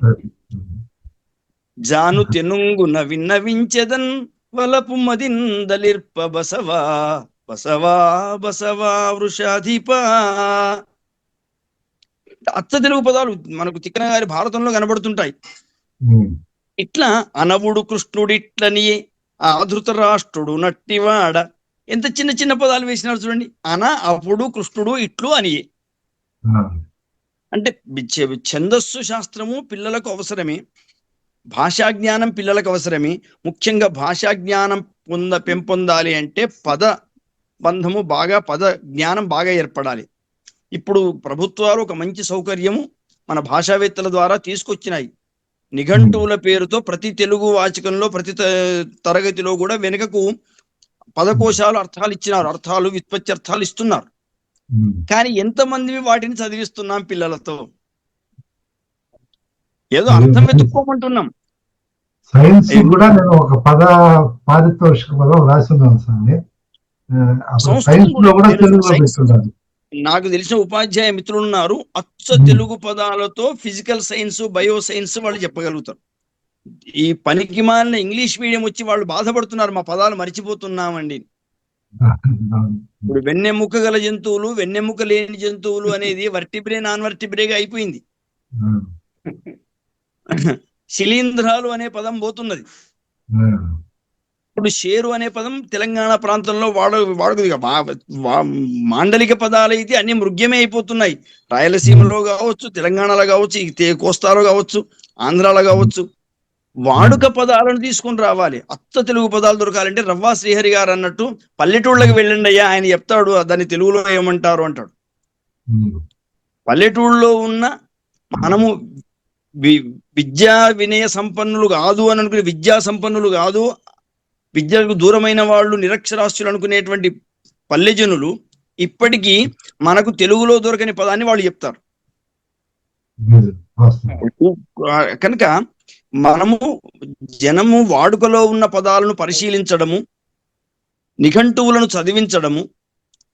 సూర్యాంధ్ర నిఘంటువులు ఎన్ని పాఠశాలల్లో అందుబాటులో ఉన్నాయి? పాఠశాలలు ప్రభుత్వానియే, యూనివర్సిటీలు ప్రభుత్వం చేతిలో ఉంటాయి. ప్రతి పాఠశాలకు సూర్యాంధ్ర నిఘంటువులు వచ్చేసి పంపించవచ్చు కదా. ప్రభుత్వాలు దాని మీద దృష్టి పెట్టాలి. ఈ రోజే తెలుగునాడు అని చెప్పని అనాలి అని చెప్పని గరికపాటి వారు చెప్పినట్టుగా వార్తల్లో చూసినాను. అచ్చమైన తెలుగు పదం అది. ఆంధ్రప్రదేశ్ అనేది తెలుగు పదం కాదు. ఆంధ్రప్రదేశ్ అనేది ఆంధ్ర, అసలు ఆంధ్ర అనే శబ్దము వాడొద్దు అన్నారు ఆదిభట్ల నారాయణదాస్ గారు. తెలుగు మాటాడువారలు తెలుగువారు కాన చెడుగులవు ఆంధ్రులు కారు గనక. ఆంధ్ర అంటే చెడుగు అని అర్థం ఉన్నది. తెలుగు మాటాడువారలు తెలుగువారు కాన చెడుగులవు ఆంధ్రులు గారు గనుక ఆంధ్ర శబ్దంబు మేమునాంధ్రుల మటంచు వాడరాధిక తెలుగు మాటాడువారు అన్నారు ఆయన ఒక పద్యంలో. సంస్కృతంలో ఆంధ్ర శబ్దం ఉంది, విష్ణు సహస్రనామంలో ఆంధ్ర అని వాడినారని కూడా సంస్కృతంలో శబ్దం ఉంది, చరిత్రలో పులింద ఆంధ్ర అని చెప్పని జాతివాచకంగా ఉన్నది. జాతి భాషావాచకంగా లేదు. ఆంధ్ర ప్రాంతంలో ఉన్నవాళ్ళు ఆంధ్రులు, వాళ్ళు మాట్లాడే భాష ఆంధ్ర భాష కాదు. బాలముకుంద సార్ గారు చాలా చాలా ధన్యవాదాలు మా కార్యక్రమంలో మీ స్పందన తెలియజేసినందుకు. అలాగే మంచి కార్యక్రమం మీరు చేస్తున్న కార్యక్రమం చాలా మంచి కార్యక్రమం, చాలా సంతోషమైంది. తెలుగు భాష అభివృద్ధి అనే దగ్గరనే తెలుగు పెంపుదనము అని పెడితే అయిపోతుందేమో. తెలుగు వాడుక ప్రారంభం నుంచి అవర్ శ్రీధర్ బాబు గారు, తర్వాత ఇప్పుడు శైలమ్మ గారు కూడా లైన్ లో ఉన్నారు. సమయాన్ని దృష్టిలో ఉంచుకొని మీరు 2 నిమిషాలు మీరు ఏమైనా స్పందించాలంటే స్పందించవచ్చు మిత్రులు. నమస్తే అండి, పెద్దలందరికీ నమస్కారాలు. నమస్కారం సార్, ప్లీజ్. నా పేరు అవ్వార్ శ్రీధర్ బాబు. నేను కూడా ప్రభుత్వ ఉపాధ్యాయుడిని, పెన్నా రచయితల సంఘం అధ్యక్షులుగా పనిచేస్తున్నాను నెల్లూరులో. తర్వాత ఇప్పుడు ప్రస్తుతం SCRTలో విద్యాభవన్లో పాఠ్య పుస్తకాలు అభ్యాసాల మీద వర్క్ షాప్ జరుగుతుంది. అవి ప్రస్తుతం రాబోయే విద్యా సంవత్సరానికి కొన్ని మార్పులు చేర్పులు వాటి మీద ఇక్కడ ఉన్నాను, విజయవాడలో ఉన్నాను. తర్వాత మేము పెన్నా రచయితల సంఘం సభ్యులుగా మేము కొంచెం పిల్లలకి సాహిత్యం మీద అనేక కార్యక్రమాలు చేస్తున్నాము. అంటే పిల్లల్లో కవిత్వాన్ని పెంచడం, సాహిత్యాన్ని పెంచడం, అదేవిధంగా కథలు పిల్లల ద్వారా చెప్పించడం, పిల్లల ద్వారా కథలు రాయించడం, అనేక కార్యశాలలు పిల్లల ద్వారా ఏర్పాటు చేస్తున్నాము. ధన్యవాదాలు మీ అందరి పెద్దల్ని కలిసినందుకు. సంతోషం. Okay sir. శైలమ్మ గారు ఏమైనా స్పందిస్తారా?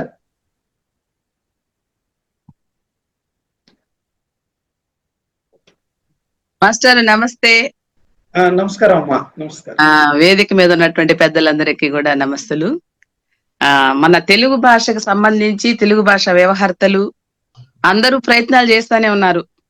ఎక్కడ చూసినా ఇప్పుడు చూడండి, అష్టావధానాలు అయితేనేమి, సెమినార్లు అయితేనేమి, అధ్యాపకులు ఎంతో మంది కథలు రాయడం గాని, పిల్లల చేత ప్రోత్సహించడం గాని, అంటే తెలుగు భాష వ్యవహర్తలు తెలుగు భాషకు సంబంధించినటువంటి అనుభూతిని గాని, అందులో ఉన్నటువంటి సాహిత్య కృషిని గాని ఏమాత్రం మర్చిపోవడం లేదు. కానీ తోడ్పడాల్సినటువంటి వాళ్ళు ఒక ప్రభుత్వ అడ్మినిస్ట్రేషన్ అనేది ప్రోత్సాహం అనేది మనకు ఉండాలన్నమాట. ఇప్పుడు ఉదాహరణకి మనకి కన్నడ, తమిళ్ సాహిత్య కార్యక్రమాలు చేసినా, లేకపోతే ఏదైనా పుస్తకాలు ఏదైనా పబ్లిష్ చేసినా, లేకపోతే పిల్లలు ఎవరైనా చదువుతున్నారు వాళ్ళ లాంగ్వేజ్ లో అని అంటే ఆ ప్రభుత్వం వాళ్ళకి స్కాలర్షిప్ ఇచ్చి మరీ చదివిస్తుంది అనమాట. అవతల ప్రభుత్వాలు. మన తెలుగు ప్రభుత్వాలు ఏమవుతున్నాయంటే, ఇప్పుడు ఉదాహరణకి మొన్న బిఎడ్ ఒక నోటిఫికేషన్ అనుకోండి, అందులో తెలుగు ప్రాధాన్యత అనేది లేదు. తెలుగు అనే మాటే పెట్టలేదు అక్కడ, ఎక్కడ కూడా ఇంగ్లీష్ అనేదే ఉంది అని. తెలుగు అభిమానించేటటువంటి వాళ్ళు, తెలుగుని బోధించేటటువంటి వాళ్ళకి కొంచెం అది మనసుకి చిన్నపుచ్చుకునేటటువంటి విషయం అది. తెలుగు ప్రాధాన్యతను అక్కడ తీసుకురావాల్సింది ప్రభుత్వమే దాన్ని ఏం చేస్తా ఉంది, ఒక స్కిప్ చేసేస్తుంది. ఒక్కొక్క నోటిఫికేషన్ లో తెలుగు లేకపోవడం, టీపీటీ లేకపోవడం, ఇట్లాంటివన్నీ కూడా.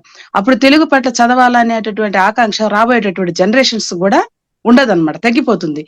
ఎందుకు తెలుగు ఎందుకు, దానివల్ల ఏం నష్టం? మనం కథలు రాసుకుంటాము, పాటలు పాడుకుంటాము. ఇదేంటిది ఎవరి వ్యక్తిగతం వాళ్ళది, ఎవరి పాండిత్యం వాళ్ళది. అది దానివల్ల అందరికీ రాదు అది. ఇప్పుడు కొంతమంది బాగా సంస్కృతంలో శ్లోకాలు చెప్తారు. తెలుగు కార్యక్రమానికి సంస్కృతంలో శ్లోకం పాడతారు ఫస్ట్ స్టార్టింగ్ లో, ప్రార్థనా గీతము. ప్రార్థనా గీతం మనకు తెలుగులో లేదా, తెలుగు పాడొచ్చు కదా అంటే తెలుగు వాళ్ళు ఎవరు కూడా దాన్ని ఎవరు గుర్తించరు. ఏదైతే సంస్కృతంలో పాడేస్తే, సంస్కృతంలో ఎక్కువ మాట్లాడేస్తే దీనికి బాగా గుర్తింపుని వస్తుంది, నన్ను బాగా ఐడెంటిఫికేషన్ ఎక్కడ చేస్తారండి? అట్లా చేయొచ్చు. మన తెలుగు వాళ్ళు అన్ని విధాలుగా శాయశక్తుల ప్రయత్నం చేస్తున్నారు. కానీ చేయాల్సినటువంటిది అడ్మినిస్ట్రేషన్, అంటే మన పరిపాలించేటటువంటి వాళ్ళు, మన పరిపాలన అనేది ముందుంటే ఈ తెలుగు వ్యవహర్తలకు అందరికీ కూడా మంచిదే, మనం చదివేటటువంటి వాళ్ళకి అందరికీ కూడా. అప్పుడు మన తెలుగు భాష బాగా అభివృద్ధి చెందుతుంది అనేది నా ఆలోచన. ధన్యవాదాలు. ఒక పాయింట్ నేను మొదటి నుంచి చెప్దాం అనుకున్నాను, ఈ లోపు వీరు శైలమ్మ గారు ప్రస్తావించారు కాబట్టి నేను మళ్ళీ చెప్పాలనుకుంటున్నాను. అంటే మీరు పెద్దలు ఉన్నారు కదా, మీరు ఎక్కడన్నా దీన్ని ముందుకు తీసుకొస్తారని. మన ప్రభుత్వం తెలుగు చదివిన వాళ్ళకి ఇంతకుముందు టీపీటీ ఉండేది, ఆ తెలుగు పండిత శిక్షణ అనేది పూర్తిగా తీసేశారు. ఈ మధ్య కాలంలో ఈ ద్రవిడ యూనివర్సిటీకి ఇచ్చారు బిఎడ్ సంబంధించి, అందులో తెలుగు మెథడాలజీ సంబంధించి పూర్తిగా తీసేశారు. ఇప్పుడు తెలుగు చదువుకున్న వాళ్ళు ఇంకా ఏం చేయాలి వాళ్ళు? మాస్టర్ చిన్న ఒక్క విషయం, అది బిఎడ్ నోటిఫికేషన్ కాడ మా యూనివర్సిటీ నోటిఫికేషన్ ఇవ్వడానికి ముందే ఆంధ్ర యూనివర్సిటీ వాళ్ళు ఇంతకు ముందు ఇచ్చారు కదా మాస్టర్ బిఎడ్ ది, అందులో సేమ్ తెలుగు లేదు అక్కడ. అదే విధంగా ముందు చేశారు కాబట్టి నెక్స్ట్ కూడా ఏం చేస్తారు, తెలుగు లేకుండా జరిగిపోయింది. ముందు వాళ్ళు పెట్టలేదు కాబట్టి మేము కూడా పెట్టలేదు అనే టాక్ అనేది వచ్చింది అనమాట. నేను అందుకు 2 నోటిఫికేషన్లు కూడా తీసి పెట్టుకున్నాను. ఫస్ట్ డే చట్టంలోనే అనౌన్స్ చేసిన వాటిల్లో పూర్తి బాధ్యత యూనివర్సిటీ ఉంటుంది, గవర్నమెంట్ ప్రమేయం ఉండదు. University standing council, academic council లో నిర్ణయం తీసుకున్న దాని మీదనే వాళ్ళు అనౌన్స్ చేస్తారు తప్ప దానికి గవర్నమెంట్ సంబంధం ఉండదు. యూనివర్సిటీ నిర్ణయం వాళ్ళది, అది యూనివర్సిటీలో రెక్టిఫై చేసుకోవాలి అది. ఇప్పుడు ప్రాచ్య కళాశాలలో చదివిన వాళ్ళు కానీ, బిఎడ్ ప్రత్యేకంగా స్పెషల్ తెలుగు చదివిన వాళ్ళు కానీ, నార్మల్ తెలుగు చదివిన వాళ్ళు కానీ బిఎడ్ చేసుకునే అవకాశాన్ని దాదాపు కోల్పోతున్నారు వాళ్ళు. అంటే నేనంటూ ఒకటేదో తయారు చేసి తెలిసిన వాళ్ళు ఎవరు ఉంటే లోకేష్ బాబు పంపించామండి, అది మరి వారికి ఎంతవరకు వెళ్ళిందో తెలియదు. అలానే మన మండలి వారు ఉన్నారు కదా, మండలి బుద్ధప్రసాద్ గారికి చేరేట్లుగా చేశాము. దానికి సంబంధించి ఎవరైనా కొంచెం పెద్దవాళ్ళు స్థాయిలో పెద్దగా ఉన్నటువంటి వాళ్ళు చేస్తే మండలి బుద్ధప్రసాద్ గారు, అట్లాగే మన ఈ ex vice president Venkaiah Naidu garu వాళ్ళ దృష్టికి తీసుకెళ్తే వాళ్ళు చెప్తారు, వాళ్ళు చెప్తే ఖచ్చితంగా పడతాయి. అవును మాస్టర్ అండి, నేను తయారు చేసిన నోట్ కూడా మీకు పంపిస్తాను సార్. ఒక్కసారి మీరు కూడా మీ పరిచయస్తులకు దయచేసి దాన్ని ఫార్వర్డ్ చేయండి సార్. ఓకే, చేద్దాం. తెలుగు భాషాభివృద్ధి మార్గదర్శకాలు అన్న అంశంపై నేటి వక్తవ్యాంశాన్ని మనకు నేటి వక్తగా విచ్చేసినటువంటి ఎంవి లోకనాథన్ గారికి ముందుగా ప్రత్యేక ధన్యవాదాలు. అదేవిధంగా ఈ కార్యక్రమంలో చర్చలో పాల్గొన్నటువంటి డాక్టర్ గౌరీ భట్ల మాలముకుంద శర్మ గారికి, శైలమ్మ గారికి, అబురు శ్రీధర్ బాబు గారికి ధన్యవాదాలు. ఈ కార్యక్రమాన్ని ముందుండి మార్గదర్శకత్వం చేస్తూ నడిపిస్తున్నటువంటి బిట్టు వెంకటేశ్వర గారికి ప్రత్యేక ధన్యవాదాలు తెలియజేసుకుంటూ ఈ కార్యక్రమాన్ని ఇంతటితో ముగిస్తున్నాము. ధన్యవాదాలు. ధన్యవాదాలు.